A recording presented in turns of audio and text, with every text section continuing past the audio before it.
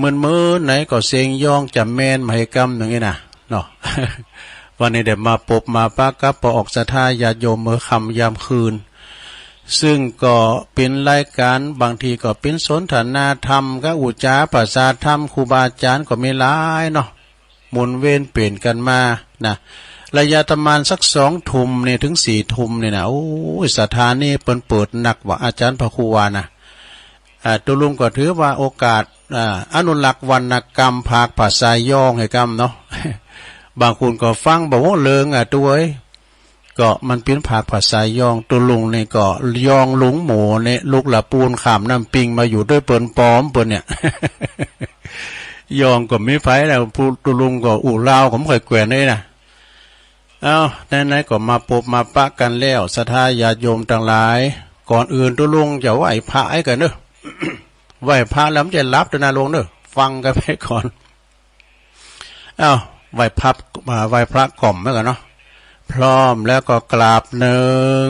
1กราบ2กราบ3อิมินาสกาเลนะพุทธังอภิปูชยามะอิมินาสกาเลนะ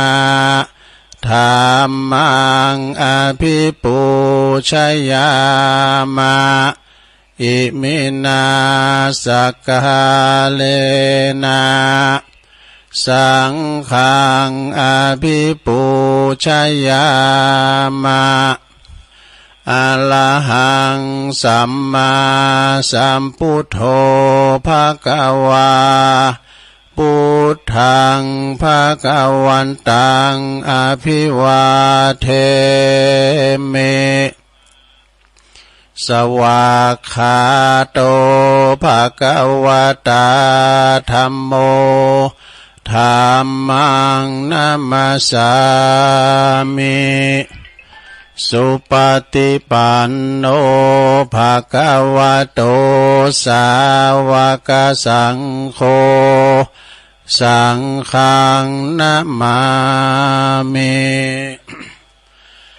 นะโมตัสสะภะคะวะโตอะระหะโตสัมมาสัมพุทธัสสะนะโมตัสสะภะคะวะโตอะระหะโตสัมมาสัมพุทธัสสะนะโมตัสสะภะคะวะโตอะระหะโตสัมมาสัมพุทธัสสะ เอาแล้วศรัทธาญาติโยมต่างหลายไหวพระกล่อมเนาะฉบับกับเป๋าหิว ต่างนะโมให้3 รอบเนาะเพื่อความเป็นสิริเป็นมังกละเป็นมงคลกับตนกับโตกับบ้านกับจองหุ่มโหหอเฮินลูกหลานตันเต่าอยู่ดีมีสุขเนลงเนอเนาะวันนี้ก็เป็นวันดีเนาะวันเมงก็สดใสวันไตก็มดปอดนะมีบุญกันแถมวันหนึ่งนะที่เฮาแต่มีลมหายใจอยู่แถมวันหนึ่งนี่นะเนาะเฮามีบุญกันทางนั้นศรัทธาญาติโยมทั้งหลายนะถ้าเฮามีบุญนี่ก็ก็ลุ่มหายตายจากกันไปอีน่ะเนาะวันนี้นะ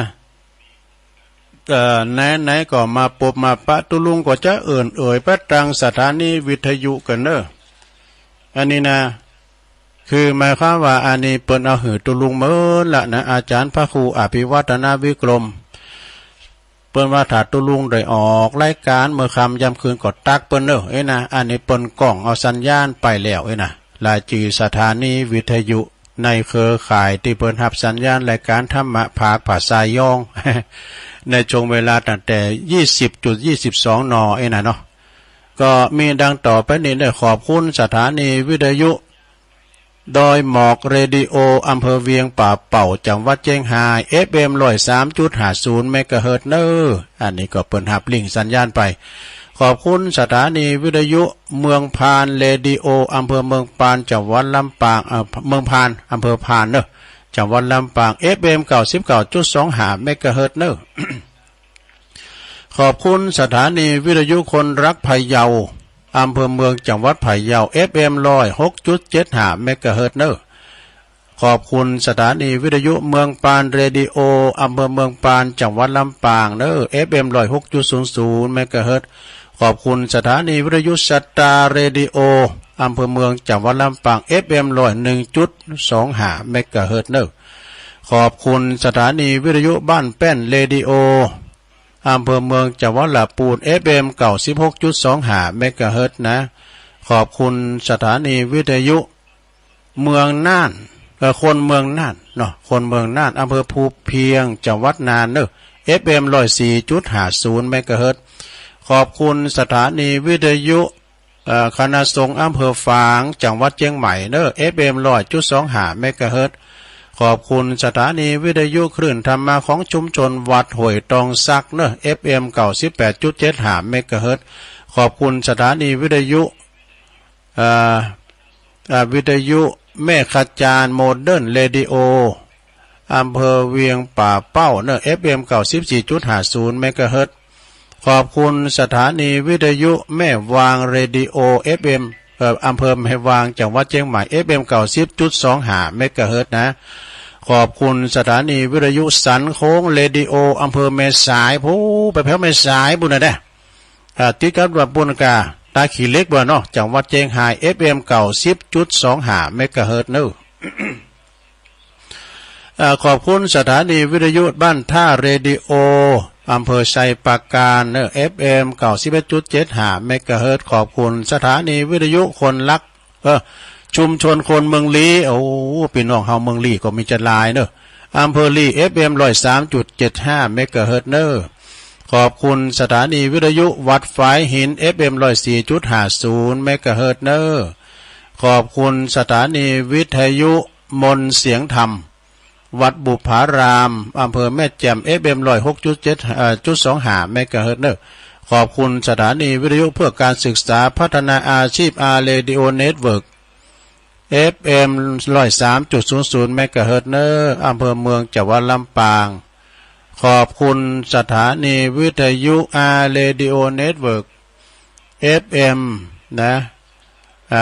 99.50 เมกะเฮิรตซ์เนอะวิทยาลัยเทคโนโลยีเพื่อการจัดการกฟผ.แม่เมาะลำปางโดยคุณอนุพงษ์ตาจีนะนี่เมื่ออย่างนี้เพิ่งเขียนมานะถ้ามันขาดตั้งใดก็ตุลุงก็ขอซูมมาด้วยเด้อเพราะว่าอันนี้ท่านพระครูเปิ้นสูงมาเหอะตุลุงมื้อละโดเมื่อนะแกนะฉะนั้นก็ขอขอบคุณเด้อทางเจ้าหน้าที่ท่านผอ.เจ้าหน้าที่สถานีสั่งเทคนิคต่างๆที่เปิ้นก็กล้องสัญญาณนี้ไปเนาะก็เปลี่ยนบรรยากาศได้พองตามกูเตอตึงวันก็ฟังภาษาลาวภาษาเมืองเนาะคุณยองเปิ้นว่าคุณเมืองนะว่าโอ้เปิ้นปากลาวไว้นี่น่ะ วันนี้ก็มาฟังภาษายองอนุรักษ์วรรณกรรมนะภาษายองให้กรรมนี่ก่อนเนาะก็อู่กันไปสดาญาโยมทั้งหลายเดี๋ยวตุลุงจะเทศน้ำเทศธรรมบรรยายให้ฟังนะ จะได้ฟังนำฟังทำกันไปโอ้ยเวลามันลายเนาะก็อู่กันไปก่อนนะแต่เจ้าก่อนที่จะเข้ารายการตุลุงก็ฟังอาจารย์มหาสมชาติชาตะปัญโยตัวปีมหาเบิ่งก็อูเนาะเกี่ยวกับว่าเราจะไปตานตีนกันเนี่ยนะก็เดียวก่อยวาเหมือนกันเนาะการวานี่ก็จะน้อยหนาเบิ่งก็ว่ากันไปนะเอาละตุลุงจะเอาขอคิดอันนี้มาวายก่อนเนาะเป็นข้ามกรก็เนี่ยลองวาผ่อนเด้อ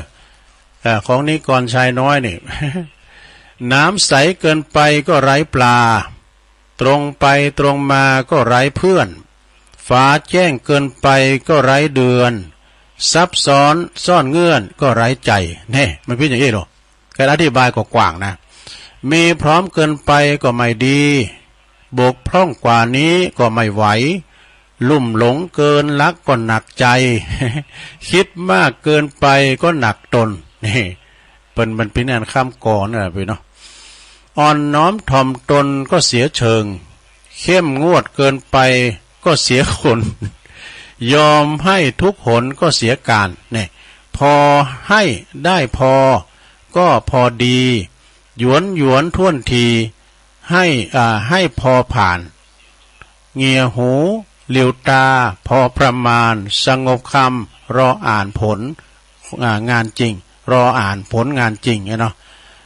อันนี้ก็เป็นคำกรอนเอามาแชร์แค่หน่อยหนึ่งนะสดาญาโยมทั้งหลาย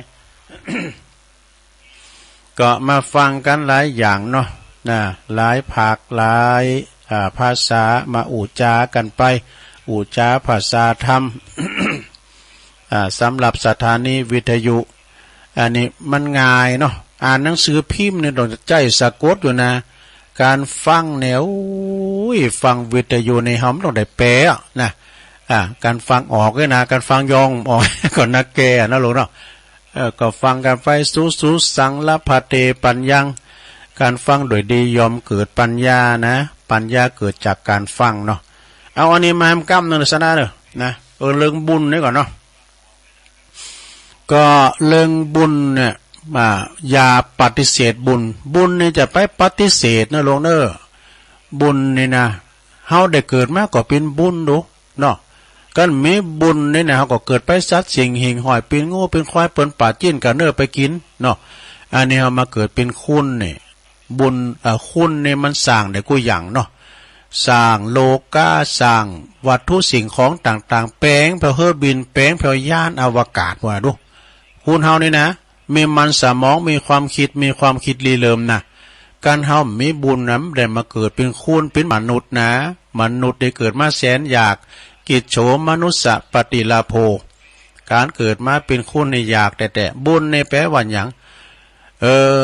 บุญ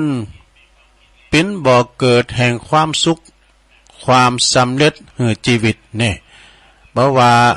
จะเป็นปุถุชนจะกัดจนกระทั่งพระอริยสงฆ์พระอริยเจ้าเนี่ยอันล้วนอาศัยบุญเป็นหลัก ล้วนอาศัยบุญเป็นหลักนะการที่ว่าเฮาปฏิเสธบุญคือการปฏิเสธความสุขความสำเร็จในชีวิตของตัวเองเท่านั้นเองแต่การไปปฏิเสธบุญในหลวงเนอะเปิ้นไปแห่จอฟ้ากายมากก็บุญมาจูถึงบาทเอาใส่พระเด้อ5 บาท10 บาท เปิ้นแห่ยังไม่เนาะแห่จอฟ้าปั่นลุ่มแห่ลูกนี่มิดใกล้นะแห่ชัดใส่ไปเถอะถ้าว่าเฮาใส่เฮาก็มีสตังค์ยกมือไหวแม่หลวงมีสตังค์สักบาทในยกมือไหวสาธุนะก็ได้บุญแล้ว ในธรรมเพิ่นบอกว่าปัตตาอนุโมทนาไมปัตตานุโมทนาไมนะบุญสำเร็จในการอนุโมทนาซึ่งส่วนบุญนะอันนี้นะเปิ้นแบ่งแยกกันว่าหลวงนะความแตกต่างระหว่างคุณที่มีบุญกับคุณแต่ไม่บุญบ่มีบุญในนั้นมันพิจารณาได้หลวงพอแล้วคุณเนี่ยที่เปิ้นอยากไล่เข็นใจบางคนเนี่ยโอ้ยสุมาเดี๋ยวลงเด้อซอหาพุ่นถ้าทั้งขยะกินก็มีนะเนี่ยเฮายังบ่ยังดีนะหลวงนะคุณที่เปิ้นบ่มีบุญนะเนาะผมได้กินได้ตานมาเก่าเพราะว่าถ้าคุณมีบุญเปิ้นว่าชอบทำบุญใจบุญใจกว้างนะคุณที่เปิ้นบ่มีบุญนะบ่ชอบทำบุญใจแคบตะหนีทีเหนียวดูมันตรงกันข้ามนะหลวงเด้อแล้วก็เปิ้นว่าคุณมีบุญใจจิตใจดีมองโลกในแง่ดีเนอะเนี่ยมองหยังก็เป็นในแง่ดีหมดแต่ว่าคุณที่มีบุญเหรอใจร้ายเนี่ยใจร้อนลนมองโลกในแง่ร้ายเนี่ยมันตรงกันข้ามคุณมีบุญนี่จิตกุศลบ่หันแก่โตแต่คุณที่บุญหน่อยเนาะจิตอกุศลหันแก่ตัวเนี่ยมันปีนก็หานะ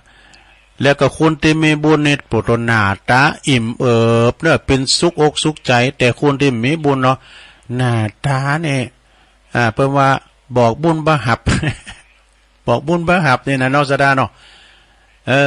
อันนี้มันเป็นอย่างอ่านแต่หรอกคุณที่ไปวัดไปว่าก็ไอ้น่ะคุณที่เป็นมีสง่าราศีน่ะหน้าตาอิ่มเอิบดู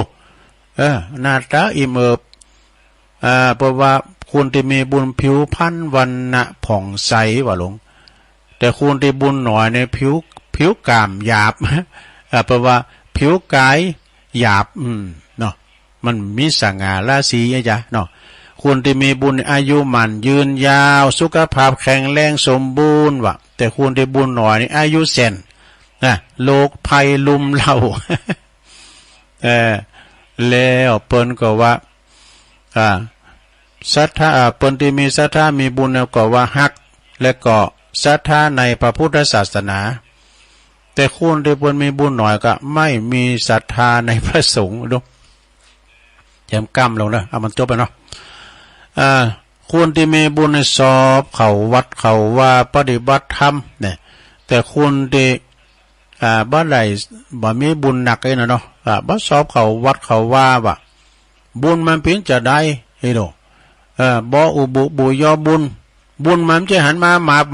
บาปมันจะหามามองด้วยนะยามหนุ่มเฮาปะกันหงเหล่าบ่น่ะเนาะยามเฒ่าเฮาปะกันไหนหงยายามเมื่อมรณะปะกันที่เชิงตะกอนนี่ยังมาเถงไปอยู่หรอก แล้วคุณที่มีบุญนะบอกโกการทำบุญบริจาคเนอะเปิ้นกินได้กินเปิ้นตานได้ตานมีคุณหนึ่งนะเปิ้นว่าพระเจ้าหับสังยกมือก่อนเปิดขนาดว่ามีสตังค์ด้วยนะขนาดว่ามีสตังค์เลยนะยกมือก่อนเปิ้นเลยหับก่อนเปิ้นสองพ่อแม่ไปหับจ่างนะจองไว้ก่อนเนอะเดี๋ยวไปหับจ่างเนี่ยแล้วเอาสตังค์อันนี้ตานบ่าตานแหงตานเหงือตานไข่ได้กันเนาะแล้วก็คุณที่มีบุญแปลว่าเหลื่อมใสในบุญแต่ว่าคุณที่เปิ้นมีบุญนะบ่เจอใสในผลบุญมันบ่มีนะบาปบ่มีบุญบ่มีนี่บ่มีบาปบ่มีบุญยังสักอย่างแหละพอพลังมันแปลงญาณขึ้นไปบุญโลกพระจันทร์มันก็ว่าหันสวรรค์สักเช่นวะ มันเอาแม่ป่ามาใส่กันเนาะอันนี้อุเรื่องบุญนะความจริงมีหลายนะลงนะตุลุงก็ว่าจะเอาให้ตะอีก่อนเนาะเอาให้ตะอีก่อนแล้วก็ยังจะมีนิทานอยู่นะสถามีนิทานอยู่เนอะสถาญาติโยมต่อไปเอานี่ก่อนเนอะเอาของพุทธิธรรมคนเดิมนี่ในเมตตาบารมีธรรมหลวงปู่ท่านพระครูพุทธิธรรมสุนทรรองเจ้าคณะอำเภอลีเจ้าวาดวัดเมตตื่นเพื่อจะส่งขอความดีๆมาหือตุลุงนะเผยแผ่เนาะเผยแผ่ทำตัวกันนี่นะเนาะคำสอนดีๆจากแปะลงสีเนี่ยแปะลงสีนี่เท่าแก่ลงสีนะอย่ามัวเมาแต่คิดว่าลำรวยแล้วจะจ่ายเงินจะจ่ายเงินแบบฟุ่งเฟยอย่างได้ก็ได้นะการมีเงินมีคำจะจ่ายจะซื้อจะไปแอวกาดจ่ายอย่างได้ก็ได้เพราะวันหนึ่งถ้าเฮาตกอัพนี่แค่สตั้ง100เดียวก็มีกามากมายแต่กันเนาะแปะอุถูกเนาะตาแปะอุถูก แล้วก็อย่าไปคิดว่าร่างกายของเฮาน่ะจะแข็งแรงตลอดเวลาบ่มีวันเจ็บวันป่วยบ่มีวันป่วยเมื่อไข้เอาตอนว่าเอาอายุหน่อยนี่นะมันก็ทนทานนะทนทานทำงานเต้าหามลุมหามคำเยการเหมือนฟ้าแพะฟ้าผ่าบ่มีวันหยุดวันหย่อนแต่เฮาพอแก่ตูมาแล้วรู้เลยแก่ตูมาแล้วนะทำยังนิดๆหน่อยๆก็เมยมันว่าเมยไปหมดว่ะเมยล่าไปหมดแต่กันเนาะถ้าเพราะว่าถ้าป่วยเมื่อใดกำให้แค่ไหนก็บ่คุ้ม บางคนนี่ว่าไม่ลงปลงตะอ่วงฟังนะก็อุตส่าห์ไปหับจ่างในวันนึง300นะอันนั้นก็คุณมีอายุแล้วเนาะก็ให้ปอไปหับจ่างขึ้นน้ำใจรางวัลขันต่ำ300โอซาไปนะปวดโทเป็นว่าไปวันเดียวปวดโทเป็นว่าบัสบายไปคลินิกเสี่ยงไป400ปลายขาดทุนเจ็บป่วยเมื่อใครบัญญังปอเนอเฮามันเฒ่าแก่มาแล้วสมัยแต่ก่อนนี่ก็ตึกอันนี้ลงเนอะแบกไม้ก้าขึ้นดอยปิ้นหมอนบ่เดี๋ยวนี้โอ้หัวเข่าบ่ค่อยดีแล้วหัวเข่าค้อนแล้วนะจะไปวัดขอมได้ตัวเยอะก็ลูกหลานบ่หือไปโกไปตกไปตาวไปตามสัจธรรมนะลงเนอะแล้วก็เปิ้นว่าอย่ามองข้ามควรที่ดอยควรที่ตุกไล่เขียนใจกว่าเฮานะอย่าไปมองคนที่ดอยต่ำต่อยกว่าเฮาหรือว่าอย่าไปมองข้ามลูกค้าเล็กๆเพราะวันหนึ่งเขาอาจจะกลายเป็นลูกค้ารายใหญ่ของเราก็ได้นะ มันบ่แน่นอนเนาะแล้วก็อย่าหลงว่าตัวเองเนี่ยยิ่งใหญ่เหนือกว่าคนอื่นต้องจำไว้ว่าคนรวยคนรวยหลายคนตีหันว่าบ่ได้รวยแต่กำเนิดนะว่าบ่ได้รวยแต่กำเนิดนะบางคนก็สร้างมาเองกับมืออาจจะบ่มีอะไรอย่างเลยเนี่ยคนเกิดมาไม่ใช่วันนางอยู่บุญมรดกตกทอดเนาะบางคนนี่เปิ้นบอกว่าแต่ก่อนนี่เปิ้นรับจากอักบายมาว่าบกดินสินโตว่ะนะเปิ้นรับจากไหนก็ไปเอาเขาโอ้มันหลังจะมังมีสีสุกมีหันวันนึงว่ะเปิ้นก็เป็นนางอู่กับลูกกับแม่เปิ้นนะอันนี้อู่เปิ้นเล่าให้ฟังความจริงนะก็มีคุณมาขายหอสุมาเดี๋ยวมันจะส่งเสริมนะมันอันเปิ้นเอาโจกมาหือว่ะกับว่าใดมาแล้วมังมีสีสุกมาตอนนั้นก็อันใดก่อนไหลเข้ามาเนี่ยอันนี้มันเป็นบุญเนาะสดาเนาะอย่าหลงตัวเองว่ายิ่งใหญ่กว่าเนื้อคนอื่นนะเพราะว่าเฮาลำรวยแล้วต้นไม้ต้นเดียวก็ไม้เก้าเดียวเนี่ยนะหลงทำไม่ขีดไฟได้อยู่หลายการแต่ก็ไม่ขีดการเดียวนี่นะ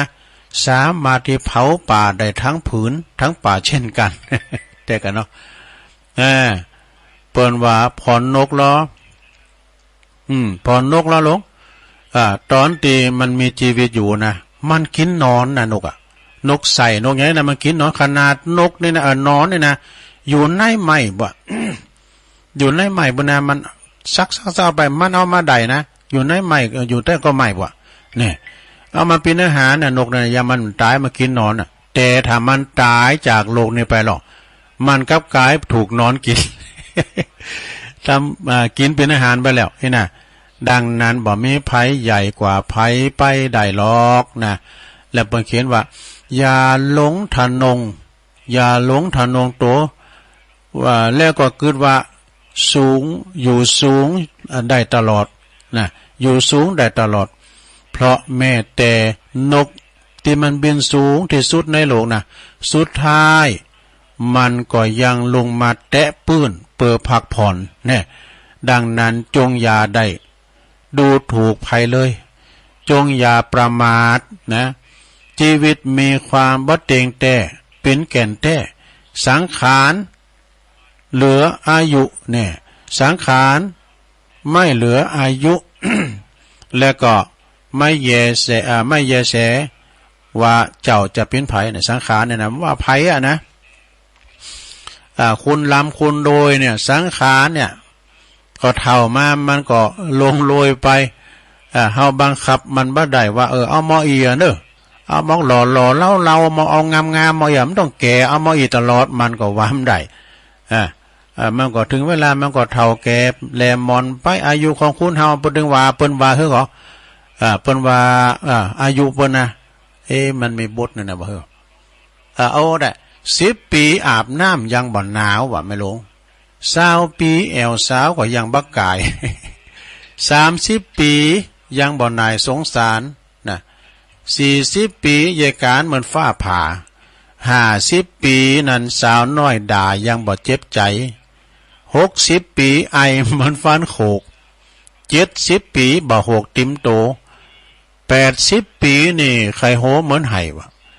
90 ปีไข่ก็ตายบ่ไข่ก็ตายลงบ่เดี๋ยวนี้บ่90แบบ60 70นี่ไปก่อนก็มีนะเนาะจะนั่นจะไปประมาทเรื่องชีวิตเด้อต้องขอกราบขอบคุณในเมตตาธรรมหลวงปู่ท่านพระครูพุทธิธรรมสุนทรด้วยนะครับเด้อวัดแม่ตื่นรองเจ้าคณะอำเภอลีเอาละสดาญาโยมตอนนี้ไปตัวลุงจะว่าธรรมกันเด้อว่าธรรมยังตุพระในบ้านบุญคุณของปอของแม่เนี่ยนะ เรามาฟังวันนี้หลวงเด้อพระในบ้านหรือว่าความกตัญญูเป็นจะได้เป็นธรรมบรรยายเด้อนะธรรมบรรยายต่างนะโมให้3 รอบก่อนเนาะ นะโมตัสสะภะคะวะโตอะระหะโตสัมมาสัมพุทธัสสะนะโมตัสสะภ ภะคะวะโตอะระหะโตสัมมาสัมพุทธัสสะนะโมตัสสะภะคะวะโตอะระหะโตสัมมาสัมพุทธัสสะพรหมาติมาตาปิตโลติอันนี้เป็นคาถาเหมือนกันนะณโอกาสบัดนี้อาตมาภาพขอจักได้แสดงพระธรรมเทศนาเนาะเปิดประดับสติปัญญาเพิ่มพูนบุญยรสีที่ตันเจ้าภาพเนาะได้ไปอาราธนาพระสงฆ์มาเตศนี่นะเพื่อจี้เหตุจี้ผลสารธรรมคำสอนในพระพุทธศาสนาให้แก่บรรดาลูกเต่าเหล่าล้านเลนเนี่ยอันนี้สมมุติว่าเป็นมีงานศพนะลูกนะทำเนี่ยเป็นเต็ดงานศพลูกแล้วก็พ่อแม่พี่น้องศรัทธาตันผู้มีเกียรติเนอะที่ได้มีโอกาสมาร่วมทำบุญทักษิณานุปทานเปิดอุทิศบุญกุศลไปหาผู้ที่ลงหลับนะได้ลูกหลานก็มาโหนล้ำลึกนึกถึงบุญคุณผู้ที่มีคุณแก่ลูกแก่หลานนะก็คือสิ่งที่เปรียบนะก็คือพ่อแม่นะพ่อและแม่เนาะ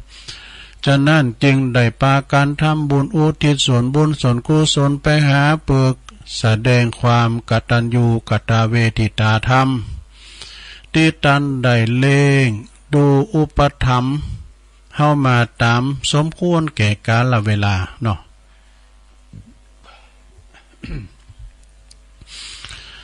เพราะว่าพระคุณของพ่อของแม่หรือว่า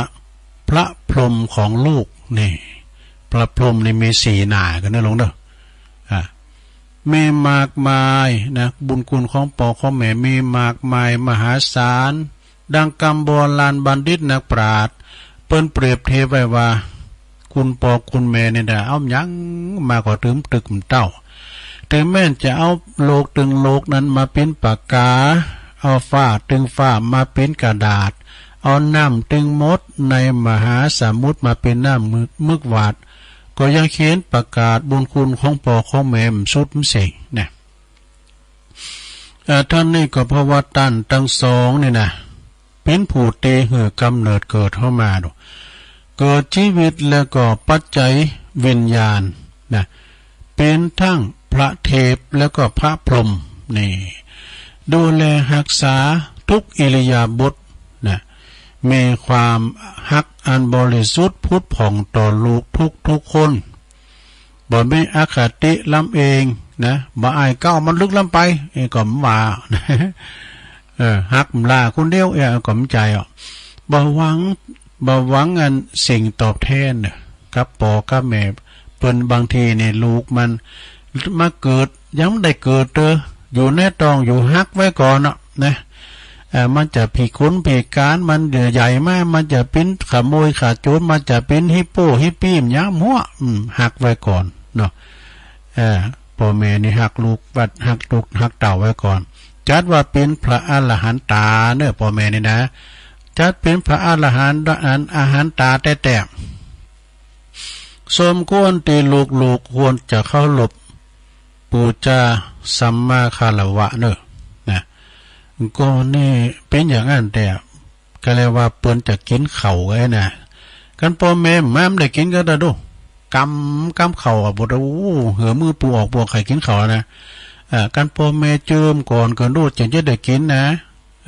แล้วเขาไม่ก็ป้อเข้าอันนั้นแบมือซ่องอย่าลูกนกป้อเลยปั้นเขาก็กำด้วยอากาศมันมีความผูกพันกันก่อนเนาะป้อเข้าแบมือซ่องอย่างลูกนกนี่ปากตลอดเลยแหละแล้วเดี๋ยวนี้บอกว่าป้อแม่มากินข้าวเผออีปอยแม่จะมาป้อจะดีไปตักเต็มถ้วยแม่สัมมาคารวะเนอเขาหลบปูจาเพราะหันว่าความจริงเป็นอย่างนี้นะผู้หู้ผู้ฉลาดเป็นผู้ที่บ่นี่ละคุณนะคุณเตียนหักปอหักแม่นะ หักปอหักแม่บ่นี่ละคุณแน่นอนมีความกตัญญูกตเวทีก็ บ่พยาก็พยายามตอบแทนบุญคุณตามกาลเวลาโอกาสเนี่ยก็ยอมบ่เขี้ยวคลาดแห่งกรรมดีเนอะนะมีความสุขมีความเจริญยังเป็นตียกย่องสรรเสริญ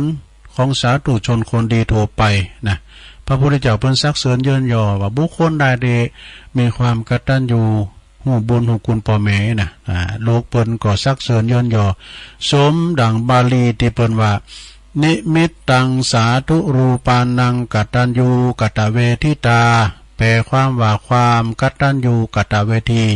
เป็นนิมิตหมายของความเป็นคุณดีเนอะ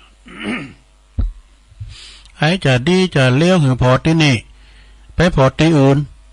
จะไปพอว่าโอ้ไอ้นี่มันเด็ดซึ่งดีมันเต็มต่อดี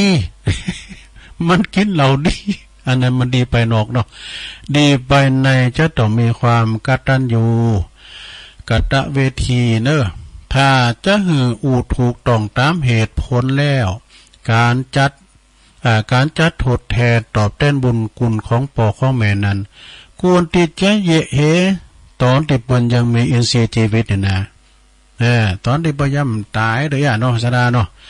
จะได้ปลื้มจิตปลื้มใจทั้งตัวตันแล้วก็ตัวเฮาตวยได้เป็นยาชโลมจิตใจหือตันนะหือมีจิตใจสดชื่นเบิกบานนะมีอายุยืนนานมีอายุยืนนานต่อไปได้สิ่งที่สำคัญคือเล่งน้ำใจซะนะเนาะเล่งน้ำใจหือตันน่ะโดยลูกประพฤติปฏิบัติดีชอบนะบันลักบ่จกบ่ให้บ่เป็นอันธพาลบ่เป็นแว่นนะประกอบไปโดยหือมีศีลมีธรรมตันก็สุขใจแล้วสดาญาโยมทั้งหลายเอ้ยเดี๋ยวนี้นักแก่พอเนอลูกหลานเดี๋ยวนะก็แน่ต้นลุงเนี่ยโดนฝ่ามือแป่นนะใส่เขาตาบขาเนี่ยตาบลุงเฮินได้ดูขาบอยู่ในเฮินบุญต้องลุงเฮินสำหรับเจ็บนางอ่ะผมเดี๋ยวนี้ต้องไปตีเขาเนอะเราไปสั่งสอนไปด่าเขาให้หน่อยนะบริษัทตัดรถเครื่องแอนได้อยู่เฮินเปิดมาบุอูดถึงความตุกของปอของแม่เนาะซ้ำเตือนเนี่ยเปิ้นมาบอกนะลูกมึงงั้นโตเลยเฮ้ยแต่ในลูกโตแต่เนี่ยเป็นโหหนาปลาเวาะไปนะมันมาตัวเขานะกา ยังปอกลูกอยู่นะลูกเขาในแต่ดีกามันมาตัวเขาจู้มันไปอ่ะ แม่เนี่ยเป็นตีหือกำเนิดเกิดลูกนะแสนตีจะลำบากอยากเย็นเข็นใจเอาชีวิตเป็นเดิมพันนะเอาชีวิตเป็นเดิมพันนะยามเมื่อลูกอยู่ในต่องในคันจะลูกจะนางจะยังจะเตี้ยวจะเยียวจะสมาหน่อยจะทายก็คือระมัดระวังกุยอย่างต่างเตียวทุกอิริยาบถสีนางนอนยืนเดินนอนข่มก็ไม่ได้ด้วยคุณมาเนี่ยเนาะไม่เพิกกระดึงตลาดได้ลูกเกิดออกมานะก็เป็นอันตรายก็เป็นอันตรายต่อลูกนะจะยังจะเตียวกินอาหารก็อดกินอดกันงดของเค็มของเผ็ดของหวานของขมของขมเต็มมีกันของห้อนนะของสาแลงกูจะเป็นปิดเป็นไพ่แก่ลูกครบ10 เดือนนะลูกก็เกิดออกมาปิตามารดาก็โสมนัสยินดีปรีดาปาหมดเนี่ยเหมือนกับได้เพชรได้เกี่ยวสารพัดนึกการแสนการลาดนะลูกเกิดออกมาล่ะธนุถนอมกล่อมเก่งหอบอุ้มลุมลาบ่หือพลากสายตากูเจ้ากูคำนะเอาทันเอานุ่มจอมปากหือลูกได้ดูดกินนะถึงวันถึงคืน น้ำนมของแม่เนี่ยก็เป็นเลิศเนอะมันเจอเฮานะลองบีบน้ำนมแม่ใส่ถ้วยใส่แก้วก็ดีแล้วก็ผามหน้าฟ้านหน้าแล้วก็บีบใช่นะมันจะกลายเป็นสีแดงเลยนะอันนั้นแหละคือเลิศนะนี่หมอบอกนะ เป็นว่าบทเพลงมีหันเพลงเนี่ยนะเพลงเนี้ยก็ฝนเดินหก เลือดในอกผสมกลั่นเป็นน้ำนมให้ลูกดื่มกินนี่แต่ก่อนนี้เปิ้นแม่นี่เปิ้นเรียกลูกด้วยนมแม่ดอกเพราะฉะนั้นนิมก่อนเนี่ยลูกจะเจอฟังพ่อแม่จะมีความผูกพันพอกินน้ำนมจากอกเลิศแม่ดอกเนาะเลิศที่กันก้องมาเป็นน้ำนมกินเนี่ยมันจะมีความผูกพันมันจะไม่กัดตันอยู่เดี๋ยวนี้เขาอ้อนนมหยังนมแปะนมโง่ก็อ่ะนะนมโง่ก็อ่ะโอ้โง่ทำมาเกิดพอโง่ขีดโตเนาะขีดร้อยขีดป้านโตลงจับใส่โง่ตัวดีก็ยังแควหน่อยกะก็แล้วมันบีบว่าจับตัวโง่มันบดดีมันสลิดพิษปางเอาแล้วลูกก็จะสลิดพิษปางอย่างโง่เนาะแล้วเดินลูกเขาหายนะเอาโขดนุ่มเหยียดปากละลาเอ้ยจะไปหายในลานเนอร์นอนกอดโขดเนี่ยเนอโขดนุ่มนะว่าใหญ่มากในลูกเขาเนี่ยนอนกอดโขดเราตึงย่องตึงย่างที่อื่นมันนั้นจะบ้านเฮาเนี่ยเอาฐานเขาใส่นะก็คือเลือดของแม่นี่แหละคือพระพรหมของลูกนี่พระพรหมของลูกนะมีคือมีพรหมทั้งสี่มีวิหารทั้งสี่มีพรหมวิหารทั้งสี่นั่นเองมีเมตตาความหักใครหักโดยความบริสุทธิ์ใจนะกรุณาก็คือความเอ็นดูสงสารแล้วก็หันอกหันใจเมื่อลูกตกละกรรมลำบากเนี่ยแล้วก็มุทิตาพลอยเย็นดีเมื่อลูกได้ดิบได้ดีบ่แสดงความอิสาริษยาเนอะกันบักกันแก่งลูกนะอุเบกขานี่ก็หมายถึงว่าวางเฉยนะบ่ดีใจบ่เสียใจบ่เหยียบยำเมื่อว่าลูกถึงความวิบัติอับจนนี่นะบ่เหยียบยำแล้วก็พอออกสถานทั้งหลายพ่อแม่นี่นะคือเป็นพระเทพตัวเนอะคอยระมัดระวังรักษาลูกเต่าลูกห้อยตีนเต่าจอนนะดูห้อยตีนเต่าจอนอาบน้ำป่อนเข้านั่งเผานั่งเฝ้านอนเฝ้าบุตตาอิดอ่อนจนพออิดพออ่อนกายยา นะรับเติกนอนเจ้า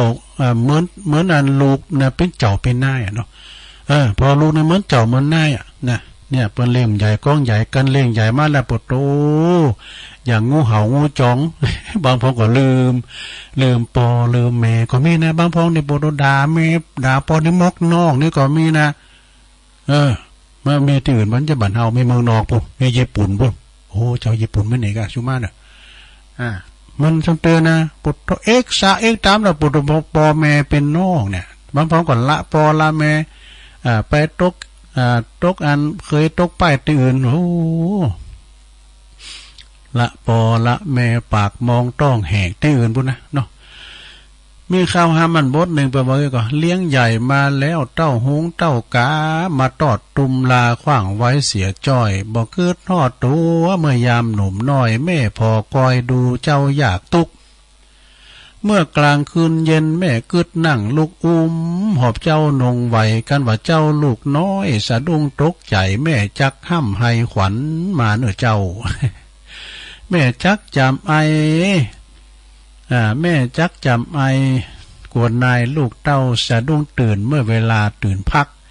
ผ้าขี้เยี่ยวนายแม่ก็เอาไปซักตึงตากแห้งตึงวันเลี้ยงใหญ่มาแล้วมะม้อยจอมขวัญมีใจมอยดำปากห้าวสัวก้ายามเมื่อปามานแม่ก็ก้องหันหน้าวางปึ้งบุญกุลยิ่งนักเลี้ยงใหญ่มาแล้วกลายเป็นเพศยักษ์บ่กึดฮอดอันบุญกุลแม่ได้หอบเลี้ยงกำจูอุดหนุนแม่วังเป็นคุณเมื่อยามแก่เท่าปุโน อีปอยแม่วังเป็นคุณเป็นบุญยามเมื่อแก่เท่าสะเลแก่สลาปุโนเนาะฉะนั้นไผที่มีปอมีแม่ที่เตี้ยวดุ่มที่เป็นอยู่นะเอากะใจใส่เปิ้นเด้อเพื่อจะกินหยังปออยากกินแกงเฮ็ดเด้อน่ะเดี๋ยวบุตรเอาพักปังมือด้วยนะโอ้โหมันมือเนี่ยมึงเอาประกาศมือเลยประกายบ่อยเนาะยามมือปอแม่รับนอนก็กูลูกเป็นอันตราย จักเข็บแมงป่องก้าจะมาคบมากัดมันระวังไปหมดตลอดถึงเนาะยุงหินไล่ยุงมาตอมมาไต่แม่ก็เฝ้าพอเฝ้าคอยดูแลนะยุงไม่ให้ไต่ไล่ไม่ให้ตอมบางครั้งบางที แม่ห่มผ้าเหือลูกเนี่ยแม่ห่มผ้าลูกเนี่ยลูกห้อนเอาตีนถีบเนาะแม่เอาตีนถีบออกมานะจำเตือนเนี่ยมันไห่มันแยงนะแม่มันงอมเข้าไปยืนลาไม่ยะตีนต่างหน้าแม่ก็ไม่นุ๊กมันยังให้แต่น้อยก็มันไล่เด้งซ้าไม่หุ่มยังเนาะตีนต่างหน้าก็เย่มันเฮเนี่ยลาเอ้ยนอนกอดโคดเนี่ยลาให้นาไปว่ากำเล่เอาไหนกินไหนกะแม่ก็เก็บเอาผ้าห่มมาห่มหือเหมือนเดิมนี่บางบางทีนะบ่ได้จมบ่ได้ด่าหือลูกหือเต่าบางข้างกินข้าวได้2-3 คำได้ยินก็ยุดกลางคันทันทีเพราะว่าได้ยินเสียงดูหายไวนะปวดโตมันดึงเข่าก็ดึงออกปากแล้วนะหิวปิ้นหิวอยากแลนก็คือฮกอะไรลงเนี่ยเติมเกี้ยวข้าวเกี้ยวน้ำเนี่ยไปหาลูกเนี่ยเอาลูกมานอนตักแล้วก็เอากล้วยก็เอาเข่าก็เอาหยอดใส่ปากเนี่ยนะปากตลอดเนี่ยหยอดใส่ปากดูเฮานี่ว่ากินข้าวลำเลยนะเอานิ้วก้อยเนี่ยหยอดน้ำใส่ต้วยเนี่ยจุนใหญ่หน้ากาบ้านเจริญเติบโตมาเจริญเติบโตมาเป็นคุณ เนี่ยชนะญาติโยมดันหลายแล้วก็สูงเข่าห้องหำห้องเฮนแหมนี่อันนี้สำคัญนะเข่าห้องหำห้องเฮนได้ฝึกหานพ่อแม่คือเป็นคู่เก่าเนอะคู่เก่าที่สอนห้องปอห้องแม่ปูป้าเนี่ยมัมเนี่ยแล้วก็ไปเฮนตังนอคู่ห้องเฮนเปิ้นว่าคู่สอนหนังสือกอไก่ขอไข่กะจนจบประถมปีที่5ปีที่6เนี่ยแล้วก็ต่อบุญมาวาสนาส่งขยันมันเป็นก็ไปต่อแถมมีความภาคเพียรไปถึงปริญญาตัวลุงเนี่ยจบมือดับปริญญานะจบป .4 ก็ติดจ่าบ่เดียวตัวหมดเยอะก็มันพิจารเรื่องควายพ่อแม่พี่น้องเปิ้นว่าจบปริญญาเนาะอันนี้เปิ้นจบปริญญาส่งลูกส่งเต่าจนเห็นปริญญาจบมีอันไรเนาะลูกเปิ้นเห็นเนาะเห็นเขาจนว่าบ่โตเปิ้นการเห็นเปิ้นดีบ่โตพ่อแม่ก็เรียกว่าพ่อมีน่ะขายหน้าเป็นหอมน่ะส่งลูกหอมหำเห็นนี่นะควายอีเผือกไปกี่ตัวควายแม่ว่องไปกี่ตัวสูงมันเห็นนั่นน่ะด้วยน่ะรับปริญญานะโอ้เต้นดีจ้ะจะไปกินเล้งโรงแรมบ่ล่ะดูจะเอาผักโพไปกินเล้งเอาครูบาอาจารย์ไปแสดงความยินดีปุ้นบุญโรงแรมบุญบอยแม่ไปเมื่อเด้อฮันดีอายบ่นะแต่งตัวซ้ำซอยแน่คือมาเกิดเกิงตอนนี้ก็อันนี้ก็สำคัญนะเนาะคือว่าดีอายบ่วะไปเมื่อเด้อแต่งตัวมาซอยก็มาย้ำเกิดยามมือหอดเปิ้นสูงมันเห็นบ่เนาะควายขีดโตโง่ขีดโตเปิ้นขายสูงมันเหล่งไปถึงไหนอันนี้นอกเรื่องเลยพ่อแม่ก็มุทิตายินดีนะศรัทธาญาติโยมทั้งหลายบ่เสียที่ตีได้เลี้ยงลูกบ่เสียได้สตังค์ทรัพย์สินเงินทองจือว่าได้ตอบแทนคุณงามความดีของพ่อของแม่เวลาพ่อแม่บางทีนี่ก็ไปอยู่ต่างถิ่นต่างแดน3 ปี 4แรงมาให้เติงพ่อมีจะมีของพอเนาะมีข้าวมีของมีให้ไม่นามาไม่ได้ว่าโดยว่ามันยังเอายังมาหือมาพอว่าปล่อยแม่เขาได้ปันเขาปันของหมดเนี่ยนาปันไตเนี่ยเขาเอาเลยปิดว่าแบบนี้ทำแล้วมันจะมาหุบมาแบ่งตีแบ่งไปเฝ้าถอดเขียวถอดง่าเดินลงเนอะเวลาไปปันเขาเป็นหลอกกันเฮาเวแล้วไปอยู่ด้วยบ่ายเก้ากับเมมัมสูไปอยู่ด้วยอีหลากับพูมัมสูนะเอาล่ะคนเฒ่าเวแล้วไปเฝ้าถอดเขียวถอดง่าเดินเอาไว้การตายไว้ก่อน ความจริงในพ่อแม่นั้นเป็นพระแต่ประจำบ้านของทุกคนเนี่ยพระในบ้านนะ ไปหรอสนะลงไปบ่ล่อไปตักเข่าใส่บาตร100 วัดปันวัดก็ย้ำอันนี้สงย้ำตักเตาวันตักเข่าใส่ปากปอปากแม่เด้อเนอะจะบอกเหอะนะในธรรมเพิ่นว่าดูไปตักบาตร100 วัดปันวัดน่ะโอ้วัดหลวงปู่หลวงพ่อนั้นวัดเจ้าคุณนั้นก็ไปวัดนั้นก็ไปวัดดังๆก็ไปพระในบาทเนาะน่ะไปตักเข่าใส่ล้อนะปากมาปากมันใบได้บุญคำแล้วนะตักเข่าใส่ปากปอปากแม่เนี่ยนะ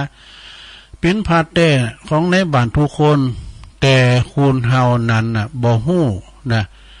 มักจะป้ากันไปกราบไหว้พระนอกบ้านนะลงทุนลงแรงเสียเงินเสียทองไปก็มีแต่ลูกสมัยนี้ก็เป็นจำนวนบ่น้อยเด้อที่บ่ค่อยกราบไหว้ชูมาคารวะพ่อแม่ผู้เฒ่าผู้แก่ครูบาอาจารย์นี่เป็นลูกหลานเนรคุณแม่แต่วันปีใหม่นะเดือนจีปีใหม่จะไปซักเก่าดำโหซื้อผ้าซื้อเสื้อให้แม่ซักพื้นก็บ่มีศรัทธาเลยนะ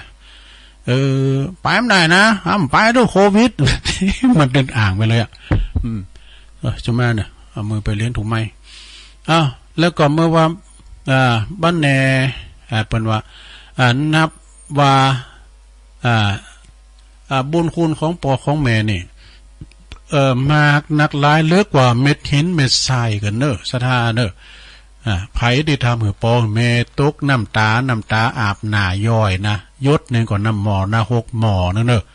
แต่ช่องยศก่อ2 หมอ3 ยศก่อ3 หมอถ้าปังลงพึกนี่นะเป็นน้ำทะเลหมดเนอะหรือมันก่อการเขาเสียน้ำปอแม่น้ำตาตกกันนะเฮาเนี่ยอาจจะโดนปลูกเฮาเนี่ยมันแต่เป็นล่อตัวหอยเตียนโง่นะใช่ไหมคำมันมาเต้นนะมันเต้นจัดเนี่ยนะคำที่ทำกับปอกับแม่เนี่ย ถึงไหนเอาปอแม่ทั้งสองเปิ้นว่านะปอแม่เป็นพระอรหันตาเนอะบ่เกิดผูกอาฆาตพยาบาทลูกอย่างซักอย่างแหละนะแล้วก็แม่ว่าลูกจะทำผิดพลาดนะจะทำผิดพลาดพ่อแม่ก็ยังหืออภัยยกโตดหือบ่โกรธบ่เกลียดบ่ชิงซังใจอุเบกขาวางเฉยบ่หือลูกได้เสียใจอันนี้แหละคือพระอรหันตานะศรัทธาจะหาไผตีนไหนมาเปรียบเทียบเหมือนปอบเหมือนแม่ฉะนั้นจึงสมควรที่ลูกทั้งหลายจะต้องตอบแทนบุญคุณเด้อแต่กินอย่างล้ำก็แบ่งมาคือปอคือแม่พองมันได้ไปหาเปิ้นก็โทรละซับมาคือเปิ้นพองนะกินข้าวแล้วซะเถอะกินข้าวแล้วป้อกินข้าวแล้วกะตัวพวกก็ดีใจได้ยินเป็นลูกมาตักเมื่อตันมีชีวิตอยู่นะก็แล้วก็ต่างจากกันไปนะในฐานะที่เฮาเกิดมาเนี่ยเป็นเจ้าปุตนับถือพระพุทธศาสนาองค์พระสัมมาสัมพุทธเจ้าได้วางหลักเป็นประเพณีไว้ก็คือวางหน้าที่ไว้นะพึงปฏิบัติให้ลูกทั้งหลายลูกบุตรธิดาทั้งหลายดังต่อไปนี้นะคือบุตรพึงบำรุงด้วยสถาน5คือ1เปิ้นเล่งเฮามาก็เล่งเปิ้นตอบนะ2ช่วยทำกิจธุระของตัน3นะเวลาเปิ้นเจ็บป่วยเมื่อไข้ก็ไปดูแลตันนะ4ประพฤติตนเป็นคนดีเป็นคนรับทรัพย์มรดก5เมื่อว่าพ่อแม่สิ้นบุญไปแล้วต้านกูเข้าของเปิ้นกะเด้อบางพองใน3 ปี4เลยบ่เกิดตานกูเข้าหึแม่แต่คันเดียวล่ำยั้งมันจะมากำมาจูเฮาเนาะเทวดาเฮาได้6ดำรงวงตระกูลไว้เล่งดูกับเล่งร่างกายตันเล่งน้ำใจเป็นอย่างไรแล้วก็เล่งร่างกายนั้นเป็นอย่างไรก็ได้แก่เมื่อว่ามีเวลาตอนเจ้าตอนแรงทำอาหารการกินไหวหืดตันนี่กันเนาะอีปอเปิ้นมักอย่างอีแม่เปิ้นมักอย่างนะเปิ้นอยากให้กินอย่างอยากกินจะสอบอันใดมาสอบมาของข้าวของหวานอีน่ะตีปิ้นตีกินแล้วก็สะดวกก็โค้นควายมาหือเนอะนะเมื่อว่าเปิ้นนอนนะเปิ้นจะนอนก็เปิ้นนอนสบายถ่าย ถ่ายเทสะดวกอากาศถ่ายเทสะดวกสบายโอ้หลายมันก็ลมเต้นโจไปกะมันอู่ไปทางนอกล่ะสุมาเด้อบ่อับบับซกกับปกนะตีรับตีนอนเปิ้นนะก็พอก้อยดีๆมีห้องถ่ายนักถ่ายเบ้าเต็มพร้อมได้ง่ายๆเนอะเพราะว่ายามเมื่อเฮาเป็นเด็กอ่อนเด็กขาเนี่ยพ่อแม่ก็ป้อนข้าวป้อนน้ำคือเฮากินนะของกินนั้นได้บ่ดีบ่ล้ำเนี่ยบ่อร่อยนะบางทีเฮาก็งอนอ่อนปออ่อนแม่เนาะก็บ่พอใจกับอีปออีแม่น่ะถึงกับเอาทิ้งเอาควางไปก็มีนะมันงอนพิละอ่อนเนาะกินเป็นตีสุมาเนี่ยปอแม่นี่เป็นตีล่างกี่ล่างเยวหยังคือเฮาน่ะย่ามือเฮาไล่เดงสาจะเป็นละอ่อนได้ขาเนี่ยของลูกๆเฮาก็จะต้องใจนี่ทดแทนใจนี่กำทดแทนบุญคุณพ่อแม่เด้อเรียกว่าทดแทนค่าน้ำนมนี่ตันสาธุชนพอออกไม่ออกตันผู้ฟังตันหลายนะคุณเฮาเนี่ยบ่เหมือนสัตว์นะขอสัตว์เหมือนกันคุณเฮาในสัตว์ประเสริฐดูสัตว์ที่ประเสริฐนะมีมันสมองมีความคิดดีเลิมนะแปลงไปเพื่อบินหมดเนี่ยเลี้ยงมันแปลงจางๆเนาะ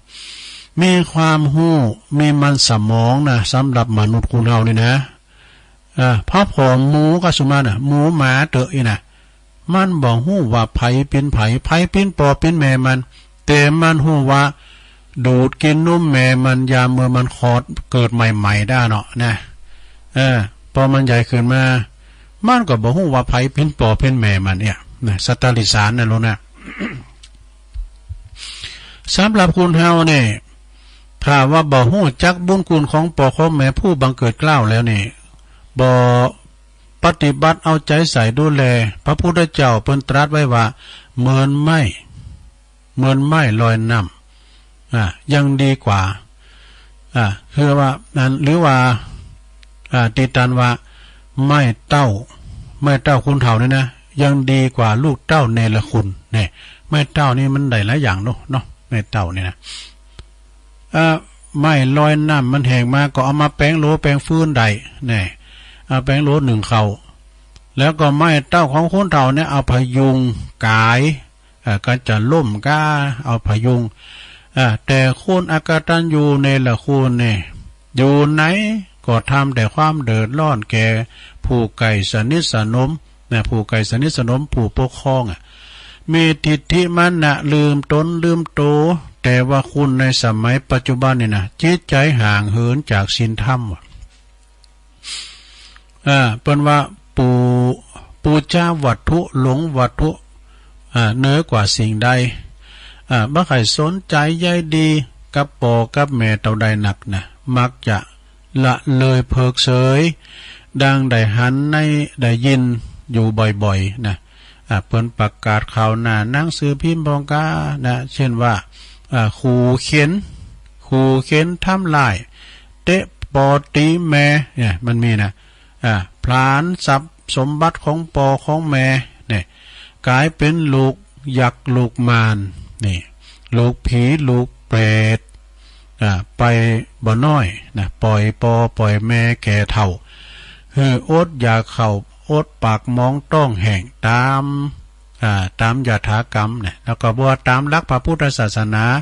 กรรมใดไผก่อมักจะได้รับกรรมนั้นตอบสนองเด้อลูกด่าปอด่าแม่ด่าปอด่าแม่วันหลังเนี่ยเขาก็จะถูกลูกของเขาเนี่ยด่าตอบแทนเนี่ยมันเป็นกรรมนั่นแหละสดาเนาะกรรมติดหัวจรวดนะเคยตุบตีปอแม่เขาก็จะโดนลูกเขาเนี่ยทำเช่นนี้เหมือนกันเนี่ยหันมาไล่ๆเนี่ยสดาเนี่ยมีนะยุคในสมัยนี้มีนะว่าเพราะว่าเป็นตัวอย่างเหอลูกได้หันในปัจจุบันนะประเพณีของไทยนี่เฮาผู้ยอมรับนับถือพระพุทธศาสนาเนี่ยเมื่อว่าลูกเป็นผู้ปอจายอายุครบ20 ปีบริบูรณ์เนี่ยพ่อแม่จะอนุญาตให้ไปโบสถ์เป็นตุเจ้าไว้ก่อนเนี่ยอยู่ปุ้นอยู่ในวัดในว่าสักว่าสากาหรือวันนานกว่านานใกล้นะเปิดว่าทดแทนบุญคุณของปอของแม่อายุสืบทอดพระพุทธสืบทอดอายุศาสนาด้วย ได้ศึกษาเราเรียนพระธรรมคำสอนอบรมบ่มนิสัยคือหู้จากบุญคุณโตดคือหู้ประโยชน์แล้วจะประโยชน์คือหู้จักเปิดว่าหู้ดีหู้ชั่วสิ่งที่ควรละคนเว้นจะได้เป็นคนดีมีคุณภาพพ่อแม่ก็จะได้หันซ้ายผ่าเลิงของลูกเนอะแล้วก็จะสุขกายสบายใจจืนอกจืนใจการตอบแทนบุญคุณพ่อแม่นั้นก็บ่ใจว่าเอาทรัพย์เอาสมบัติมาหือปอหือแม่เป็นหมื่นเป็นแสนอันขอมใจหรือว่าจะเอาแก้วเว้นเงินคำอันที่เป็นของนอกกายบ่จี้ลังอย่างยืนเพียงแต่ลูกประพฤติดีเป็นคุณดีอยู่ดีมีความเคารพเจอฟังพ่อแม่มีสัมมาอาชีพบ่ทำผิดโตบทกฎหมายบ้านเมืองอยู่ตามศีลกินตามธรรมขยันมันเป็นทำมาหากินเล่งปอเล่งแม่เวลาพ่อแม่เจ็บไข้ได้พยาธิก็เอาไปกะเป็นเย็นเป็นก็แสดงความอาลัยยิ่งหนักก็ความหักของลูกที่มีต่อพ่อแม่นั้นก็เสมือนยาอันวิเศษเอามาอาบชโลมจิตใจคือพ่อคือแม่แม่จะเป็นของกินของฝากของฝากสักเพ่งเล็กน้อยเนี่ยตียิบยืนมาหือพ่อคือแม่ก็ตัวพ่อแม่ก็ปลื้มอกปลื้มใจเนอะหาสังเปรียบเทียบถึงบ่ได้แม่เนี่ยเอาน้ำใจมาปั้นเนี่ย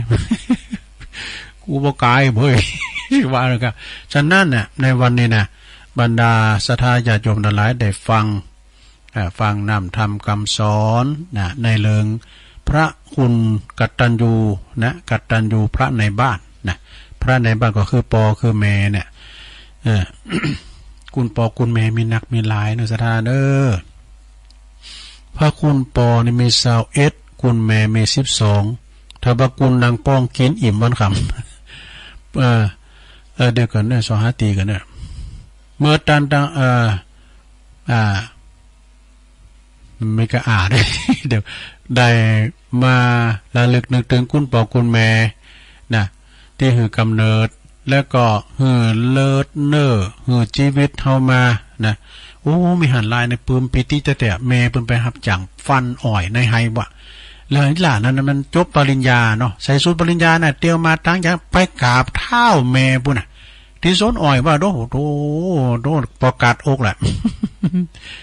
บอยแม่เขาไปเมินเนอะอายเหมือนแต่ตัวมอชอนี่มันเขาท้าตลอดถึงเล่งดูอุปถัมภ์แล้วก็แนะนำพร่ำสอนเฮือตันได้เมื่อตันได้สินบุญไปแล้วรับตาล้าลูกไปแล้วเฮาก็เป็นตีหงหาอาวรเฮาก็ไปเปิ้นลมหายใจจากไปเฮาก็ต้านขันเข่าขันนั่นไปคือเปิ้นเวลาเปิ้นลงรับขันไปก็ขอต้านขันเข่าหาเปิ้นเนาะดังที่ตุลุงได้เทศนาบรรยายธรรมเลิงกตัญญูพระในบ้านก็มาก็พอสมควรแก่กาลเวลาเนาะก็ขอสมมุติอยู่ที่ลงปรุงไว้เพียงแต่อีเอวังก็มีด้วยประการฉะนี้สาธุสาธุสาธุ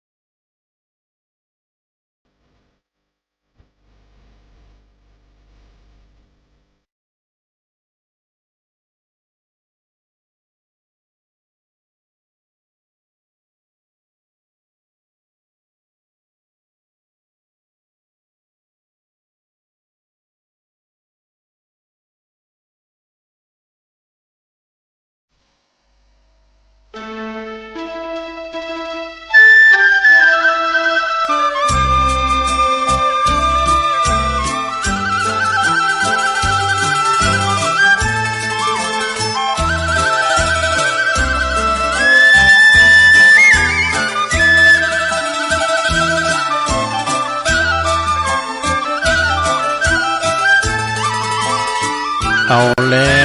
วศรัทธาญาติโยมทั้งหลาย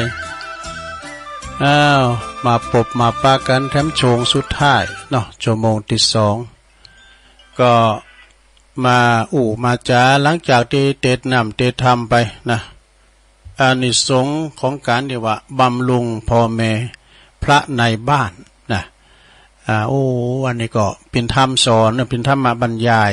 เอาที่อื่นมาเสริมของเอาข้าวหำมาเสริมของนี่นะเนาะก็ขออนุโมทนาเนื้อศรัทธาที่เปิ่นฟังกันต่อไปตุลุงก็จะเอานี่มาว่าทั้งแล้วกันนะเอานี่ยังอันนี้ก็เป็นคติธรรมเนอะความดี8ประการนี่มันสั่งล่ำเลยนี่นะความดี8ประการได้รับความเมตตาจากพุทธิธรรมคนเดิมนะในเมตตาบารมีธรรมหลวงปู่พระครูพุทธิธรรมสุนทรรองเจ้าคณะอำเภอลีเจ้าวัดแม่ตื่นเนอะความดี8ประการยิ่งทำมากก็ยิ่งมีแต่สิ่งดีๆเข้ามาหาชีวิตเนอะมีอย่างล่ำแปลว่าข้อที่1นะหลวงเนอะฝึกปิ้นผูที่เหือพองลาความตนีพองเนี่ยแล้วไปขีดจิเนี่ยเปิ้นว่าคือก็คุณขีดจิไผถึงบ่ถามหาคุณมีเมตตาไปตันใดถึงบ่กันแต่เนาะจะไปขีดจิเนาะโอ้อย่าหาไปกินแบตานะไปหลอดเต้นก็ตานเต้นก็นะมันรูกินรูตาลเนาะเอาไปใส่ดอกไม้ก็รูกันใส่เนาะข้อที่2เลยลงนะแปลว่ามีความสุขมีความสุภาพอ่อนน้อมถ่อมตนนี่ไปไหนก็ตามเด้อมืออ่อนมืออ่อนเนาะเตรียมดอนยกมือไหวก้ามนจ้าหวานสุภาพเรียบร้อยอ่อนน้อมถ่อมตนจะไปปุคุณจะเปิ้นเนาะข้อที่3ลงความกตัญญูต่อบิดามารดาหรือผู้มีพระคุณอันนี้อย่าเจ้านายอย่างถ้ำจ้ากันเนาะปิตามารดาพ่อแม่ของเฮาเนี่ยจะไปลืมพระเจ้าขินน้อยนะเปิ้นว่านะเนาะกตัญญูกตพันบุคคลใดก็ตามที่พอก้อยดูแลอุปถัมภ์เวลาพ่อแม่เจ็บไข้ได้พยาธิไปลูกปุกนอนโปขี่โปเยียวนะสุมาเด้อเจ็ดเนอเจ็ดโตอ่อนน้ำปอนเข่าอาบน้ำปอนเข่าโตลูกคนนั้นเนี่ยจะบะตุกบะจนนะจะมีแต่ความเจริญนะปารามีธรรมนะมันจะมาคุ้มครองเปิดว่าตกน้ำบ่ไหลตกไฟบ่ใหม่เนอข้อที่4นะลงนะข้อที่4มีวาจาที่สุภาพแล้วก็ประกอบด้วยเมตตาเนี่ยเมตตาคือหมายความมีอุจามนจ้าวานนี่กันเนาะมีเมตตาตัวนะข้อที่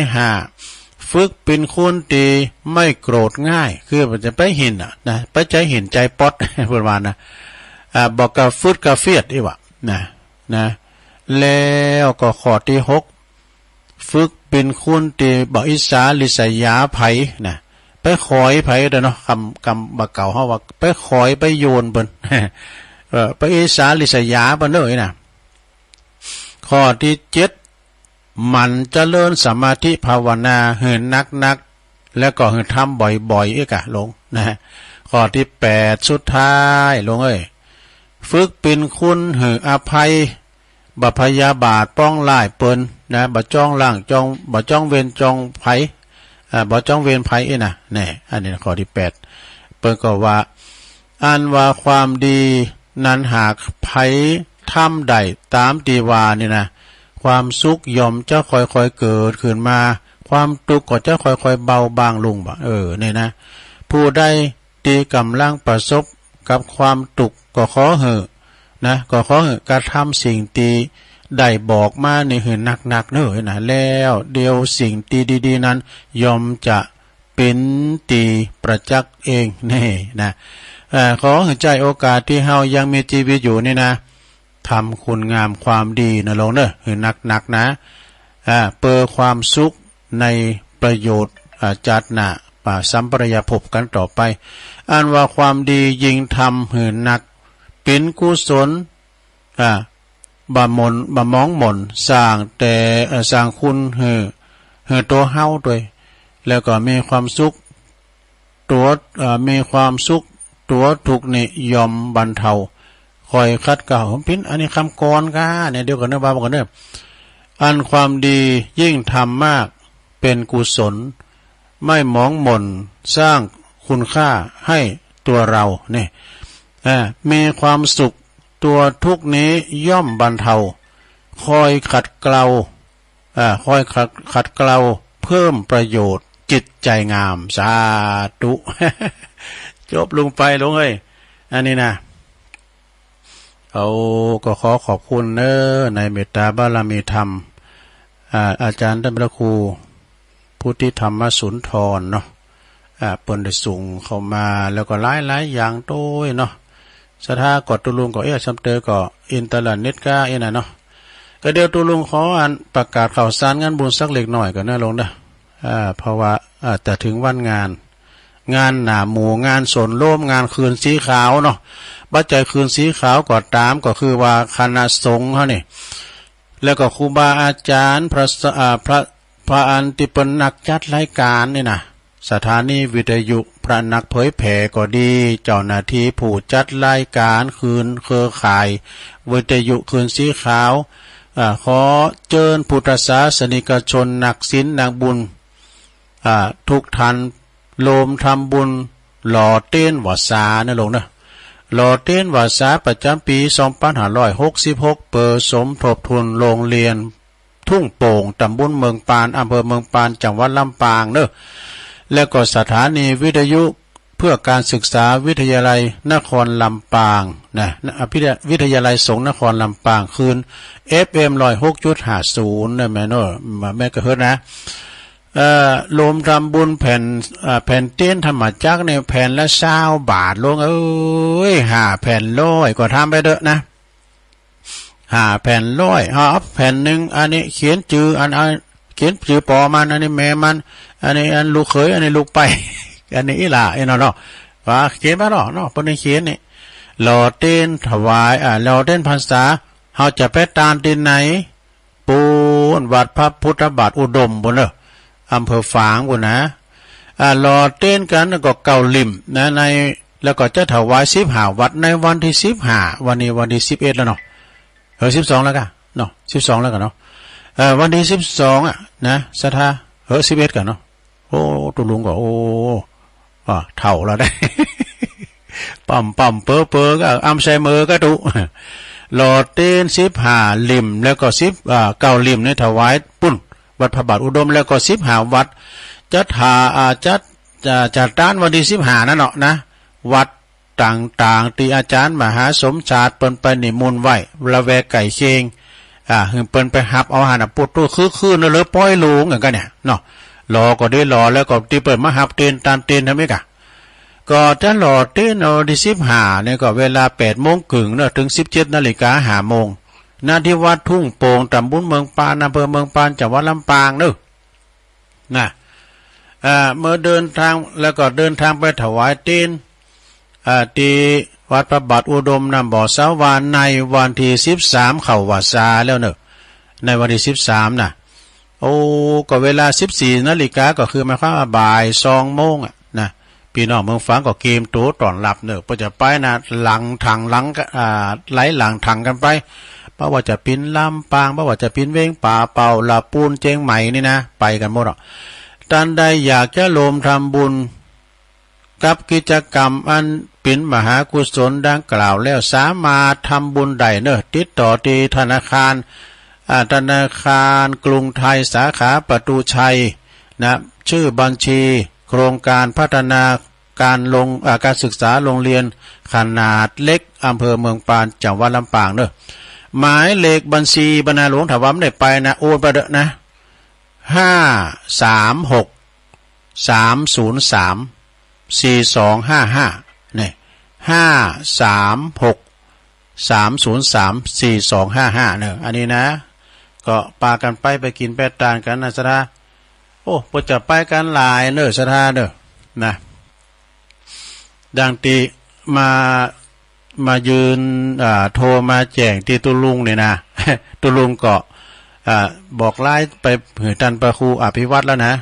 คุณแม่เรวดียองสุวรรณบ้านแพโป่งตำบลเหล่ายาวเนี่ยอำเภอบ้านห้องนี่ก็ให้แม่กันในตัวเนอะอันนี้ประกอบกันเนอะ แล้วก็ไอ้นี่ก้อนใช้น้อยนี่ก็จะบรรทุกโมงเด้อไอ้งาจ้างแดงก้าทูมุกอูทูกะอูทูก้าโมงเกี่ยวโมงงาเนี่ยโมง3 ปีมีกัน3 ปีเนาะเพื่อจะไปลำรถหลายกะโลเนาะไปเลยไงพวกน่ะนะตัวลุงก็ได้แต่ปินใต้รถไปตัวเมืองกันหมดนี่นะฉะนั้นก็ไม่ลืมเนอะในวันที่15เนอะสถานเนี่ยพระจะไปปืดโทงตาลพระจะไปถวายเพลนี่นะหรือว่าพระเต็มได้โอนไปจะได้ก็ไปปูจ้าหน้างานบนนรงเนอะ5 แผ่นร้อยไปเยอะเนาะบางคนก็เคยไปสักกรรมเตอวัดเมืองปานวัดนั้นทุ่งโป่งเมืองปานนี่นะตัวลุงเนี่ยได้ไปหลายเดือไปนอนปูนก่อเตอนึงเข้าก่อนนะข้างแรกก็เป็นที่เปิ้นทำบุญอย่างนั้นลืมไปละเป็นนอนในวิหารกันโอ้ที่ก็นอนกันหลายคนเดิกมาเลยเหลือเขาคนเดียวปวดตัววางเวงบ่ต้อง นอนในวิหารนะก็ฉะนั้นก็เจิญเนื้อสถานเนาะผู้ใจบุญทั้งหลายมากินไปทานกันเขาจะไปหลอดเตนกันวันที่15โอ้บัดเดี๋ยวนี้ฟังอาจารย์มาหาว่าบุตรมีเป็น60-70กันบ่เลยในรถตัวนะถ้าไปจอดในเหลือเต็มต้องไปเป็นโหงกว้างเด้อสนามบนาบทโทสนามที่อันหงเฮนตั้งหลุมนะกว้างขนาดแล้วซะนะปากันไปรถตู้บางพองก็จะไปก่อนงานนี่ไปนี่จะได้ไปนอนก็มีก้าเนาะอาจารย์ประครูเขาเปิดไปนอนแล้วก็จะเดินทางไปตานกันปุ่นที่วัดพระบาทอุดมนำบ่อสาวาเนอะสำนักวิปัสสนาที่วันที่13เนาะ13สิงหาก็เข้าวัดสาแล้วนะตอนนั้นอันนี้ก็แจ้งผ่านนอกศรัทธาญาติโยมทั้งหลายไผจะอารมณ์บุญกุศลกันก็ได้ก็มีหลายตีนะที่ว่าพินคณะนะที่เพิ่นจะไปตานก็เก่าวัดก้ามจังก้าเนี่ยเขาตุลุงก็ขอท่านทั้งหลายจะไปตานเตียนเก่าวัดก็วางแผนกันดีๆเนอะวัดนั้นก่อนวัดนั้นไปเดี๋ยวมันจะว่าไปวัดนั้นแล้วโก้งไปวัดนั้นอ้ำใจนะมันเท็ดกันไปเนาะการเดินทางก็จะได้สะดวกสบายนะแล้วก็บางงงโดยที่ว่ากวานเดินทางเขี่ยวขาดปลอดภัยเนาะเดินทางเขี่ยวขาดปลอดภัยกันนะแล้วก็ทำงานเนาะประกาศเพื่อนนี้มันวันที่15เหมือนกันเนี่ยก็ที่วัดดอนน้อยตำบลแม่แรงอำเภอป่าซางในเมตตาบารมีธรรมอาจารย์ท่านพระครูวิมลสุตาพรรองเจ้าคณะตำบลแม่แรงเจ้าอาวาสวัดดอนน้อยเปิ้นก็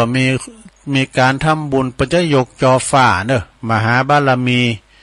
ยกจอฟ้าแล้วก็ตอดผ่าป่าตัวอีนะวันที่15มันก็ได้14-15เนาะ14-15เหมือนกันนะที่วัดดอนน้อยเปิ้นก็เขียนลายมาให้ตะลุงประกาศนะแล้วก็ทำลายงานเนาะอันนี้คือว่ามันไก่กันได้แต่ประกาศเพราะว่ามันวันเดียวกันเปิ้นก็ว่าในปุณณวันที่เจิญลมทำบุญถวายมาลัยแล้วก็ยกช่อฟ้าเอกศาลาอบรมกรรมฐานเนอะแล้วก็ทรงน้ำพระธาตุเจดีย์มหามงคลด้วยนะณที่วัดดอนน้อยตำบลแม่แรงอำเภอป่าซางจังหวัดลำพูนวันที่15กรกฎาเนี่ยเนอะนะโดยเมตตาธรรมเปิ้นก็ไผจะไปลมกินลมตาลก็เจิญก็ได้เนอะเปิ้นก็ออกรายการเหมือนกันนะเปิ้นก็ออกรายการเพราะว่าอันนี้เปิ้นบอกว่าขออนุโมทนาสาธุขอบคุณยินดีกับศรัทธานาบุญที่ได้ถวายสังฆทานหอมบุญจอฟ้าหอมบุญจอฟ้าเอกแล้วก็กระเบื้องมุงหลังคาแผ่นละ20 บาทเนอะศาลาอบรมกรรมฐานวัดดอนน้อยวันที่14-15กรกฎาคมเนอะคอยโลมหอมบุญบารมีได้ที่ธนาคารกรุงไทยนั่นเลยธนาคารกรุงไทยเลขบัญชีเปิ้นก็511-032-3219 91นะอ้ำคำ511-032-3291นะจะหยาดน้ำไม้ต้านกันวันที่วันที่15กรกฎาคมค่อยเอวังโหตุตลอดกาลนานค่อยอันนี้ท่านพระครูวิมลสุตตาพรเปิ้นฝากประกาศมาเนาะศรัทธาแล้วก็อันนั้นพุกเว็บเก่าเนาะพุกเจ้าตุลุงได้มาอยู่กันเนี่ยและการตุลุงก็พุกวันพัดเนาะ เมื่อเจ้าก็ตีสามก็เข้ารายการย้ำได้เกมสักอย่างเลยนะเนี่ยบุตรได้สอทำไว้เลบไว้เนาะสอทำเลบกันไว้ให้ศรัทธาญาติโยมได้ฟังกันเนี่ยเนาะศรัทธาเพราะว่าอันนี้มาตกมาเตนประตามอันตีอาจารย์พระครูอภิวัฒนวิกรมเปิ้นได้ลายมาเนาะตัวลุงเตนกันไหมกันวันนี้ก็ศรัทธาญาติโยมเนาะมีทำกรรมในกรรมดีๆเนี่ยตับเต้นนะบ้านยาวเลยไหมกันโอ้อันนี้ก็มีเหรอว่าจะเรานิทานนี่ นิทานก็มีทั้งเลิงเนื้อศรัทธาเนาะเอานิทานนำสักเลิงเนาะพอดีเวลาอันนี้เปิ้นเรียกว่าผลของความกตัญญูนี่พิจารณาณเชตวันวิหารพระพุทธเจ้าตรัสชาดกเรื่องนี้เปิดสอนว่าความการกตัญญูกตเวทีต่อบุพการีเป็นสิ่งที่ควรทำอย่างยิ่งเนอะนะดังพระภิกษุหนุ่มแบ่งของตีบิณฑบาตมาเนี่ยให้แก่มารดาแล้วก็เปิดเลี้ยงชีพให้มารดาได้กินข้าวนะมีความว่าในอดีตพระตถาคตของเฮาเนี่ยเสวยพระชาติเป็นพญาแห้งนะเป็นแห้งอาศัยอยู่กับมารดาบิดาในธรรมนะเชิงเขาคิดจะกูดแห้งนมปิ้นอันผู้ตีมีความกตัญญูเนอะหูบุญหูกุลของปอของแม่ปิ้นอย่างดีนะมีความกตัญญูปิ้นอย่างดีมากๆทุกวันก็จะออกหาอาหารเนาะเพื่อว่ามาเลี้ยงดูบิดามารดาพ่อแม่โอ้ตาบอดด้วยวะนะแห้งปอแห้งแม่ในปิ้นตาบอดด้วยแม่อยู่หันวันหนึ่งเนอะแห้งหนุ่มนี่ก็เกิดไปติดบ่วงแห้วของนายพรานเอาแล้วไปติดบ่วงแห้วของนายพรานเขาแล้วแต่เต้นตีแห้งหนุ่มนั้นจะล่ำพึงเต้นตีแห้งหนุ่มนั้นจะลำพึงลำพันถึงตนเองมันใจอ่านสกรรมเนี่ยโตแต่ตายมันกูนะกลับมาลำพึงลำพันถึงมารดาบิดาโดยความกังวลว่าหากว่าตนตายไปแล้วนี่ก็ดีเฮามีแล้วก็ดีเสาลักแต่เฮาไปพื้นคุณสหาอาหารเยอะมากปอแม่แล้วก็บาจ้าปอแม่เฮาก็จะต้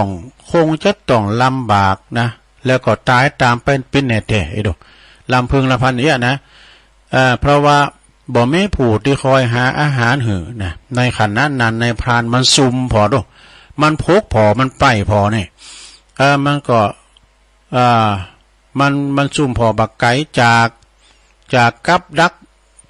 มากหนักนี่นะมันจึงได้ยินเสียงลำพึงลำพันของแห้งหนุ่มแล้วนะพรานก็จึงเกิดความเลื่อมใสว่ะความเลื่อมใสตีหันว่าแห้งหนุ่มนี่มีความกตัญญูกตเวทีดีแต่ต่อปิตามารดาแต่นะ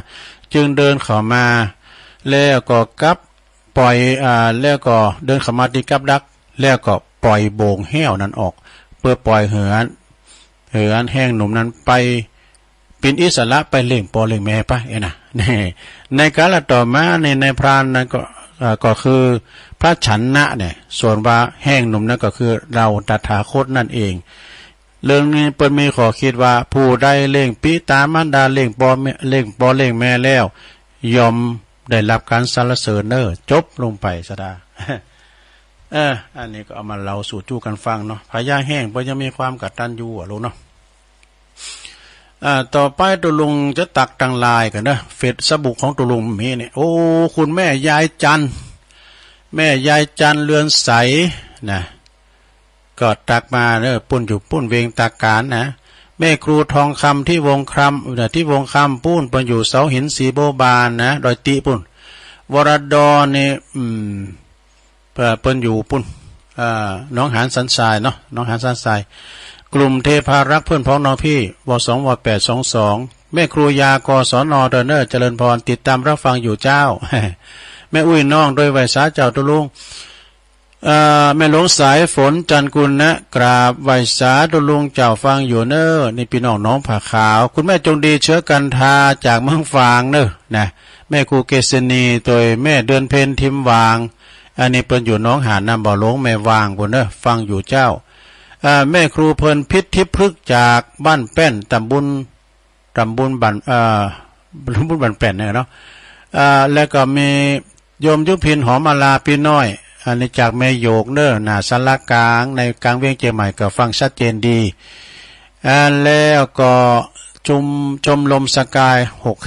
65กลุ่มคุณนวลโยมนวลนิชาวชาติที่3ก็มาแถมก็มาเจ้าที่3จะมาอยู่แล้วก็เอาพระอาจารย์นิพนธ์คนโคราชอาจารย์นิพนธ์ในประโยชน์วัดพระธาตุดอยสะเก็ดเนอะนี่แผนกเคิงเสียงเนอะเปิ้นเป็นศาลาคุมเคิงเสียงได้เป็นมจรล่ะโอ้แม่จิรพันธ์โมป้อกราบไหว้สาธุลุงแล้วฟังชัดเจนดีเนอะเนี่ยโอ้ขอบคุณเนอะอันนี้เปิ้นปิ้นตั้งลายเนอะลงเนอะเปิ้นตักกันมาตั้งลายแต่เจ้าขอโทษด้วยเนอะตุลุงก็อ่านลายพองนะมันจะอ่านลายและอ่านขอความในลายโยมก็โทรมาตุลุงก็กดว่างไปพองนะขอโทษด้วยต่อจากนี้ไปศรัทธาญาติโยมลำดับต่อจากนี้ไปเปลี่ยนบรรยากาศแน่ตุลุงว่าเจ้าคุณเดียวจ้ารับกันไปหมดแล้วจ้านะตุลุงจะลองเปลี่ยนบรรยากาศพี่น้องศรัทธาลองโทรก็เข้ามาตักตายดูนะแจ้งผลการหับฟังก็ได้เนอะเบอร์มาที่โทรมาที่เบอร์0899555606แม่สีดาถักเข้ามาเจริญพรแม่สีดาเนอะเจริญพรครับกราบนมัสการครับอ๋อพี่อ้ายครับพี่อ้ายบ้านป่าจันเนาะเจียงไฮ้ครับวันเสาร์หายไปไหนครับป้าครับวันเสาร์ตุลุงติดงานอยู่วัดพระบาทวะกะโอ้เพราะว่ามันได้ออกมันได้ยินเสียงไล่เสานะครับไล่เสากะครับอ้าวขอบคุณดอยหมอกเนาะขอบคุณพี่อ้ายหลายๆเนอะสาธุพี่อ้ายเปิ้นมาเป็นสายแหลกเนอะนี่นะเจริญปอนไรค่ะสาธุเจ้าแม่สามีเนอะแม่เรือนแสนต่อเนาะเจ้าดีกะชัดเจนดีเนอะชัดเจนนี่เนาะแม่เนาะเจ้าหายไป70,000เนี่ยโอ้ไปหาอยู่ในรายการตุลุงเหรออันนี้มันมาเทนเปิ้นไม่เจอรายการจ้ะจ๊ะว่าใจแย่มได้ตุลุงบ่ได้บทโทก่อนได้จัดกลางคืนกับโมนกะโอ้เพิ่นฟังพิซซ่าสถานียินดีแม่เรือนเด้อสาธุสาธุ0899555656เจริญปอนติดแล้วไปสาวตุลุงโอ้ปบุญตันนะปบุญตันป่าไร่เนาะ3 หยอดนี่นะโธ่3 หยอดขึ้นมาห้องนอนมาเปิดโทรฟังตุลุงแม่ดีเพิ่นก็โทรมาเจ้าแม่ดียินดีนะปอนเด้อจ้าไปซะอันนี้ก็60ผู้ใหญ่ติตุลุงขอรบนับถือน้ำทานนึงเนาะแม่ดีป่าสาวหน่อยก็โทรมาเจริญปอนไปซะเจ้าแม่หยังฟังอยู่เด้ออันแม่เย็นนะเจ้าโอ้แม่เย็นปินตาอุ่นในร่องเสือกวาวรับเนาะร่องเสือกวาวตัวแทนเนาะฟังชัดเจนเนาะแม่เนาะเจ้าเดี๋ยวยินดีแม่เย็นเด้อแม่เย็นร่องเสือกวาวก็ตำบลหนองโยงอำเภอเวียงหนองหล่องเจริญปอนโอ้ปอเสียวใช่โอ้ปอเสียวก็ฟังเมื่อคืนด้วยแหละ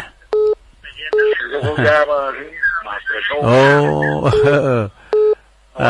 ฟังอยู่เนี่ยกับฟังเลยปอเสียวใช่พวกเจ้า3 โมงไม่อยู่กะชอบมีอยู่แต่รับไปหน่อยเดียวเลยยินดีเนอะปอเสียวเนอะเจ้าสา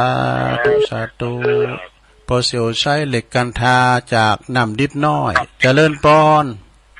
นมัสการเจ้าหลังการแม่สาวอำเภอแม่อายเจ้ามารับเจ้าเนื้ออันแม่จันสมเนาะเจ้าฟังตลอดเนอะเดี๋ยววันถูกนี้จะไปเท่าหันเนาะ ดีกะไปเฝ้าวันไปเฝ้าพระเจ้าคินเอาเด้อเจ้าขินแม่นกลับมาได้7-8 วันเนี่ยใจใส่เปิ้นเตออันนี้เป็นร้อยบ่ล่ะเพราะว่าอันเปิ้นนั้นเป็นตุ่มเปิ้นโอ้รักษาเปิ้นรักษาเปิ้นน่ะรักษาเปิ้นยินดีนะแม่ยินดีสาธุดีแล้วรักษาเปิ้นดีพอก้อยดีพอก้อยดีเจริญพรภาษาเจ้าตุลุงแม่นางโอนะเจ้าตุลุงอยู่เด้อร้องกองเข้ายินดีนะแม่เด้อเจ้าสาธุเข้ามาน้ำสายแน่นเหมือนกันเถอะได้คืนเหมือนกันนะเจริญพรครับไว้สาครับตุลุงปอบุญธรรมเนาะครับผมปอบุญธรรมสังคำฟั่นเอาถึงสายแรงตันพี่ไอ้ใช่คำเลยพี่ไอ้ในมือแมนนะเนาะพี่ยังแล้วมาช้าดีกว่าไม่มาเว้ยสายเนี่ยจะมันตันอยู่เนาะเต้นอยู่ชัดเจนเลยเนาะป่ะเนาะครับชัดเจนดีครับน้องยินดีครับปอบุญธรรมหลายๆเด้อครับไว้จ้าครับปุ่นปักกันวันที่15เด้อที่โป่งน้องนะอันเตียนตุงโป่งกับสุมาเด้อเจริญปอนเจ้าค่ะไว้สาเจ้าตุลุงแม่จุกเกี้ยวศิลปรสิเตี้ยมันหงละปุ่นโอ้ทำแม่วางทำแม่ตุลุงมาขำยำแรงนี่มีประโยชน์มากหลายเด้อมันฟองกันเยอะกันหลายเด้อตุลุงสีนพรสีเตี้ยสีเจริญสีปทุมเดี๋ยวสีนี่นะฟังกันนักติ๊กเนอะทุกแก่เป็นตัวแทนได้ยินเสียงตุลุงก็ดีใจแล้วได้ขอบคุณหลายเจ้าสาธุขอสุขภาพสมบูรณ์แข็งแรงนะตุลุงนะสาธุกลับไปสาแถมสายต่อไปเจริญพรกำนิตาเจ้าตุลุงอย่ามารับเธอแม่สายทองเจ้าตัวแทนพี่น้องหวยการเนาะตัวแทนพี่น้องหวยการเจ้าชัดเจนเลยก็18.75ชัดเจนเลยเนาะดียินดีไปวันที่15กันทุกปีไปกะก็ยังมันเนเด้อนะบ่เดี๋ยวนี้น่ะ50กะการนั้นยินดีนะแม่เด้อจ้าสนใจสตุจ้า089-955-6506เจริญปอนนมัสการเจ้าแม่ยังรายงานโตเลยแม่สิพันแม่โจ้แม่สิพันเนาะแม่โจ้ว่าที่15มีเรื่องไปกับเพิ่นเด้อดีกะฟังชัดเจนเลยเนาะแม่เนาะจ้ายินดีสาธุบุญรักษาจะไปบอกหาตุลุงตัวนะเดี๋ยวตุลุงยังหาซิบอยู่เจริญปอนภาษาเจ้าตุลุงแม่ฟองเจ้าฟังอยู่แม่ฟองปงดอนฟังกูขึ้นแต่งได้โชคก็พวกเจ้าก็เขาอยู่แต่พวกเจ้าไม่ได้ยินเลยเนาะพวกเจ้าเป็นหมอนลายได้ยินจ้ะไม่เจ้าได้ยินแต่กันเนาะเราฟังไฟเห็นบนขามดอยนะขามดอยคุ้นตาลมันขามดอยนางเกี่ยวพวกนั้นได้ยินอยู่แล้วก็ฟังให้ฟองไปวันที่15ไปกาดีได้3กันรถแจ้โฮมได้3กันก็ได้แจ้โฮมลำปางรถปีอัพเห็นกันเดี๋ยวปากันบุญปากันบุญเด้อปากันบุญสาธุ089-955-6506เจริญพรเจ้าตุลุงแม่คำปานะโทรไปจับแม่แหลงอำเภอแม่นิ้วแม่แหลงโทรมาได้กับตันเปิ้นแน่เตือนแล้วเหรอแม่นิ้วแม่แหลงไม่อายฟังตุลุงถ้าฟังตุลุงอยู่ไว้เจ้าดีอากาศพวกเจ้านะทำมือมาติดก่อนเจ้าฟังนี่ฟังแล้วไม่ได้ฟังทุกคนรับลืมตื่นด้วยอันนี้ให้ตื่นขวายไปหน่อย ไปปีนหยังก่อนมันกับยานี่กะปุโตเฮาหมู่เฮาเนี่ยมันเซียนยาเดี๋ยวก็นอนแล้วก็กินยาเนี่ยมันก็เลยรับลืมตื่นเนาะ ยานอนรับเจ้ายินดีนะเจ้าอ้าวแม่แหลงแม่นิ่วแม่แหลงแม่อายอันนี้เปิ้นอยู่บนแม่อายพุ่นนะแม่อายหลายฝางพุ่นน่ะเจริญปอนกับภาษาทุลุงเจ้าแม่สีกูลเนาะเจ้าแม่สีกูลตันตุละทุลุงอยู่หน้าปอนรับแล้วกันเฮานี่อ๋อยังได้อาบน้ำดีกะอันนี้บ้านหนองล่องเดี๋ยวชิบหาเพื่อนเด้อก็ไปกินไปตามด้วยกันเด้อสาธุ0899555656เจริญปอนเจ้าชูโอ้ยายพรนะยายพรร้องวัวแดงเนาะสันกำแพงเจงใหม่ฟังชัดเจนเลยเนาะเจ้าไปห้องยาดีกะไปก็เจ็บเป็นยินอุ่นนะก็ไปห้องยากันเนี่ยบำบัดนั่นน่ะไปห้องยาเป็นยังไงหมอปวดหูตุลุงก็ได้ไปหมอนารีเสาหานี่หมอนัดป้าทำแล้วหมอนัดวันดีเสาหาเนี่ยยาหมดแล้วก็ตุลุงก็กินไปอยู่อันนี้ยาเปิ่นกินฟรีเดี๋ยวเปิ่นหึมได้ซื้อเจริญปอนยาความดันนี่แม่ยะแม่แข็งว่าวังเจริญเด้อจังหวัดแก้วเพิ่มเนี่ยจังหวัดลำปางเจ้าโอ้แม่เสียงหละเนาะวังเจริญเนาะเจ้าโชว์มันจะโชว์ตลอดเจ้าสหัสลุงวังเจริญเวงวังอำเภอวังเลยวังเจริญชัดเจนเลยเนาะแม่เนาะเจ้ายินดีหลายๆเด้อเจ้าสาธุไปทางปูนของไหนลำปางเนาะจัดหลายเนี่ยมากันหลายๆเนี่ยลำปางนะเมืองปานเนาะแม่สายพินก็มาซ้อนเนอะเจริญปอนไล่แต่เจ้าตุลงไก่เจี๊ยบแม่4,000เนาะเจ้าฟังอยู่เนอะแม่4,000บาทหงโลเจ้าโอ้เสียงใสดีเนอะนะชัดเจนเลยเนาะชัดเจนดีเสียงใสกำลังใจเนื้อท่านเนอะยินดีแม่ลงเนอะ80 ปลายแล้วเนาะเจ้าผู้เป็นว่างหันอยู่ดีกะเจ้าฟังแทนเนอะฟังหลายวันแล้วก็เป็นการสืบชะตาไปในโตนะแม่เนาะเอาฟังก็มองใจเฮาได้ยินเพิ่นฟังหลายตุลุงก็ดีใจด้วยนะเป็นแรงบันดาลใจเนาะเจริญปอนไว้สาครับตุลุงโอ้พี่น้องตัวแทนเมืองนานมาแล้วฟังแต่เจ้ามาเทศจังแต่เนี่ยครับมันดีเนาะเขาก็ใจอันชัดเจนดีครับนี่ขอให้ตุลุงได้ยินเป็นชุกอันนี้มันยังเป็นลูกของลุงใส่แก้วชุกเลยครับขอบคุณเลยยินดีปนนั้นนางเด้อวันได้วันได้ยินเสียงนั้นดูได้ครับบุญสอบฟังเลยนะขอบยินดีเนอะสาธุลุงรักษาฝาดดีครับนี่เจริญปอนซ้ายต่อไปเวลาหลายอยู่เนอะเจริญปอนเจ้าใจองค์ที่ว่าเดียวกับเจ้าแม่ยังเหรอที่พูดมาเดียวนี่แม่กับเจ้าแม่ละตุลุงยองตุลุงยองแม่ยังรายงานนี่แม่ลอยเด้อแม่ลอยนาให้เดียวเด้อเบอร์2แม่ลอยอยู่บ้านไหนอยู่บ้านนาให้เดียวเจ้านาให้เดียวก็มีนาให้ไหลเดียวอยู่เบอร์2เจ้าอยู่มึง2มึงเปมาเนี่ยนะเบอร์2มึงแปนะเจ้าโอ้โธ่มึงเปกดวันนี้ไปหาว่านั่นจังจ้ะอยู่บ้านไฮนาเดียวได้บ้านไฮนาเดียวเจ้าฟังทุกเสาร์นั่นกดบ่ใครได้มัน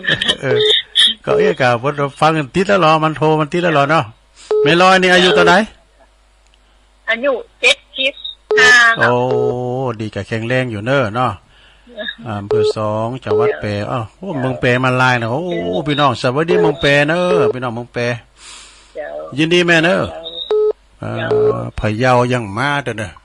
พะเยารอเธอนะเพลงบรรมนเจริญปอนภาษาเจ้าตุลงนั่นคนยออันนี้แม่อุ้ยอินเนาะเจ้าอุ้ยอินจากเสมิง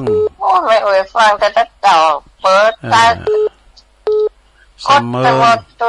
ลูกเปิดสายเนี่ยติดมาเดียวเนี่ยแหละติดแล้วก็ดีกันเนาะสายที่ซาวบ่ดีให้แม่อุ้ยน่ะสายที่ซาวบ่ดีจ้าเป็นกำลังใจตัวลูกนะเจ้าขอบคุณอุ้ยเด้อเจ้าสาธุโอ้หน้าวัดเสมอกันนะก็ไม่ซ้ำซาลุงอ่ะเจริญปอนติดแล้วไม่ซาเจ้าแม่อยู่ตั้งใดแม่อยู่ลุงเนื้อเจ้ายองตะปูกับแม่ได้แม่หยังแม่ประมวลเจ้าประมวลเนี่ยเจ้าผมเคยโทรมาสักคำตัวนี้น่ะเนาะแม่ประมวลลุงเนื้อตุลุงยองแม่นก็เจ้าแม่นั่นเหรอก็ฟังอยู่ตลอดหลำได้โทรฮะเป็นสภาวัดศรีมุมเมืองหรือว่ามันมีสองวัดว่ากันป่าสุทธิยานป่าไตรลักษณะรามอ่ะเจ้าดีกะลงเหนือลงไต่เนาะบ้านเกิดของครูบาศรีหมื่นน่ะเจ้าแม่ประมวลเนาะลงยองเป็นวันเทศเมื่อคืนนี่ถูกใจมันมึนๆแต่แมนไหมเตอไหมอันนี้เปิดถึงมาเตนนะลูกเจ้าอันวันเทศเหมือนอย่างลูกแม่ปฏิบัติแม่อย่างนี้นี่ดีแล้วนั่นน่ะก็ลูกดีกว่าลูกแก้วนะแม่มีลูก4 คนอ่ะดูแลแม่ทุกคนอ่ะก็ลูกบ่ดีกว่าลูกเดียวบ่ได้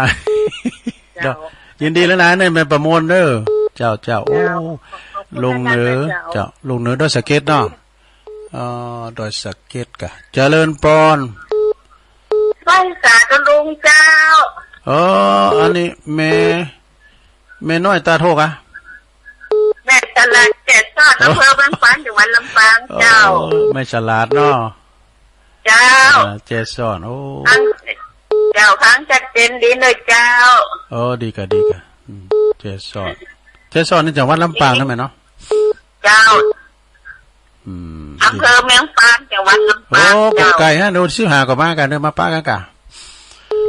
เจ้าที่15เนาะที่15ลุงมาก่อนละเจ้าไปกะดีเนาะป้ากันปูนยินดีอันนั้นคุณหมอจืดเริ่มพูดจักตัวลุงนี่จำง่ายพอโหเนี่ยมันเหมือนเปิ้นตัวลุงนะจำง่ายยินดีไม่ฉลาดเด้อเจ้าตัดตุ่เจ้าตัวลุงเนี่ยแต่พองหลินพองไปถือสาเนอะเจริญปอนเจ้าไว้สาเจ้าตุลุงแม่ปานีเนาะเจ้าสบายดีแล้วนะมแม่ปานีอันฟังที่อันสบายนี่นะชัดเจนนี่ขนาดนั้นก่อนสบายดีแล้วเนาะตุลุงเนาะตามอัตภาพเนี่ยกะตามอัตภาพมันมาแค่หนุ่มแล้วน้อยแล้วเนาะมันเป็นธรรมดาดูเป็นธรรมดาของสังขารเนาะแต่กะถือว่าเป็นบุญอยู่บางคนเนี่ยถึงอายุถึงเฮาก็มีอ่ะไปก่อนเฮาก็มีเนาะเป็นบุญเฮาละรักษาอันธาตุขันธ์เฮาดีๆเนาะน่ากะเฮาได้อันน่ากะเฮาได้สวดอันคงสังขารนะคะมนุษย์เราเกิดมาทำไม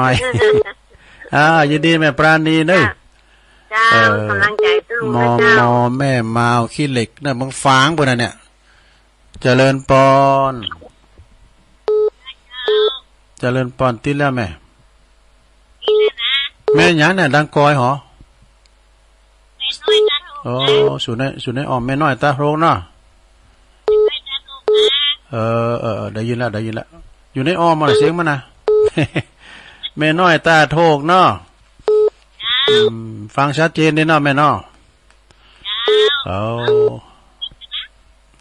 ยินดีหลายๆนะแม่น้อยโซ่ไปปรับปรุงให้โทรศัพท์แล้วใหม่มันดังก่อย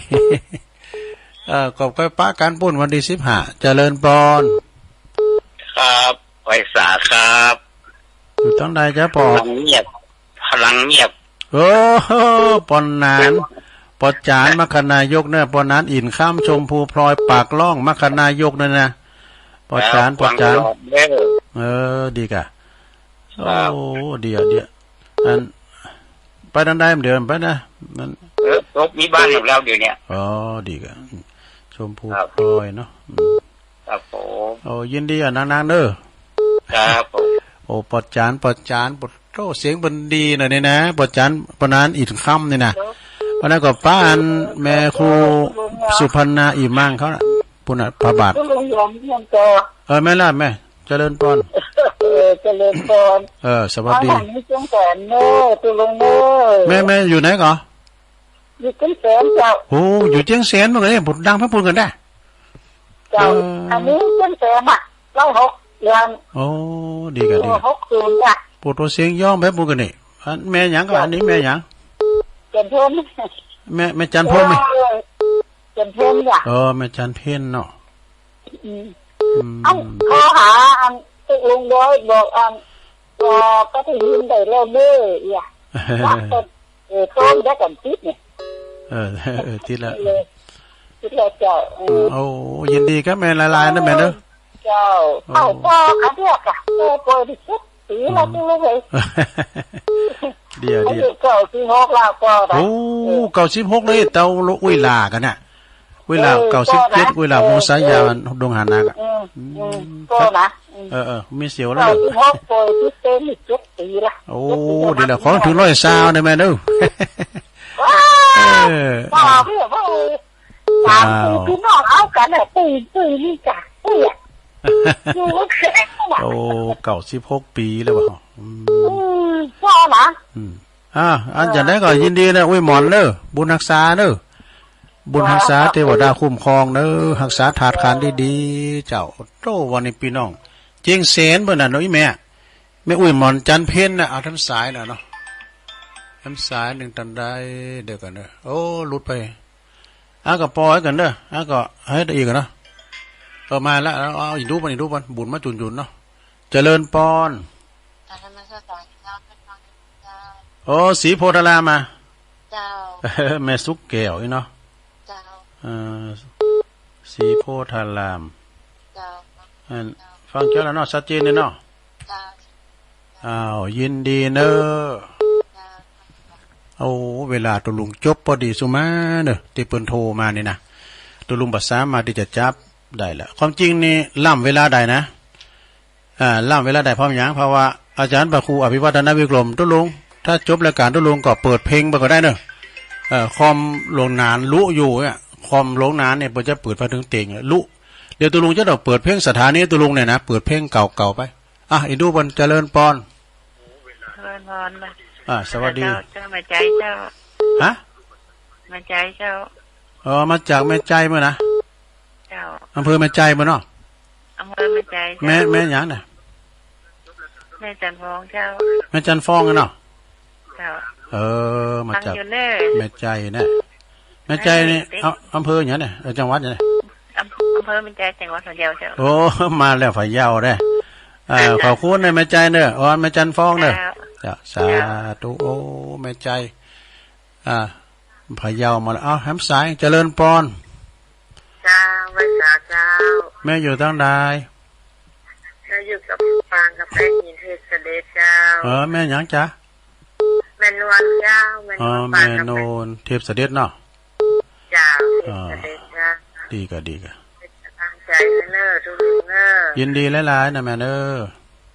จ้าสาธุมาเลยๆนะวันเดียวมันมีแผลถ่าตุลุงนี่เดี๋ยวตุลุงก็ได้เปิดเพลงเนาะเอามาเลยเจริญพรตุลุงเมาตุลุงครับพอลงวินนะครับพอลงวินมาแล้วกันทุบแต่เจ้าว่าละบัดตันหมู่บ่ได้ปชัดเจนเด้อชัดเจนเลยเนาะครับสันขี้เหล็กเป็นปะยินดีละลายพอลงเด้อสาธุโทพอลงวินเวียงป่าเป่าเพิ่นฟัง104นั่นน่ะเจริญพรครับอยู่ตั้งใดผมมาจากน้ำมื่นครับน้ำมื่นนานโอ้น้ำมื่นนานมื้อได้ปอหยังน่ะปนั้นสลัดครับปนั้นสลัดนี่เนาะครับน้ำมื่นบ่ได้โอ้ชื่อว่าเหมาะกับเขตเหมาะเลยเหมาะเนาะอย่างปอยังก่อนว่าเหมาะนะที่ท่านเขาอู้มาได้นะเหมาะถ้าน้ำมื่นเนี่ยแปลว่าเหมาะปนั้นสลัด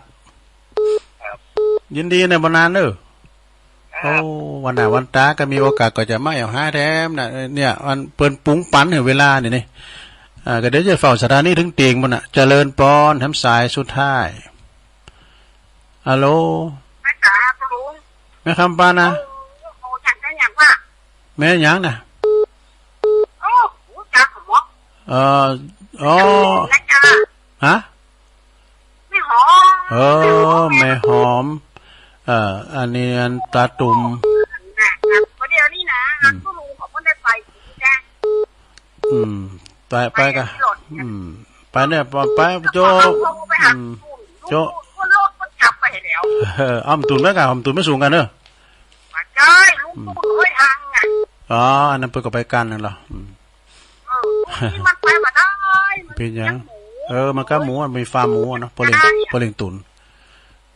แล้วก่อนเอาประเด็นนี้เขาโอนไป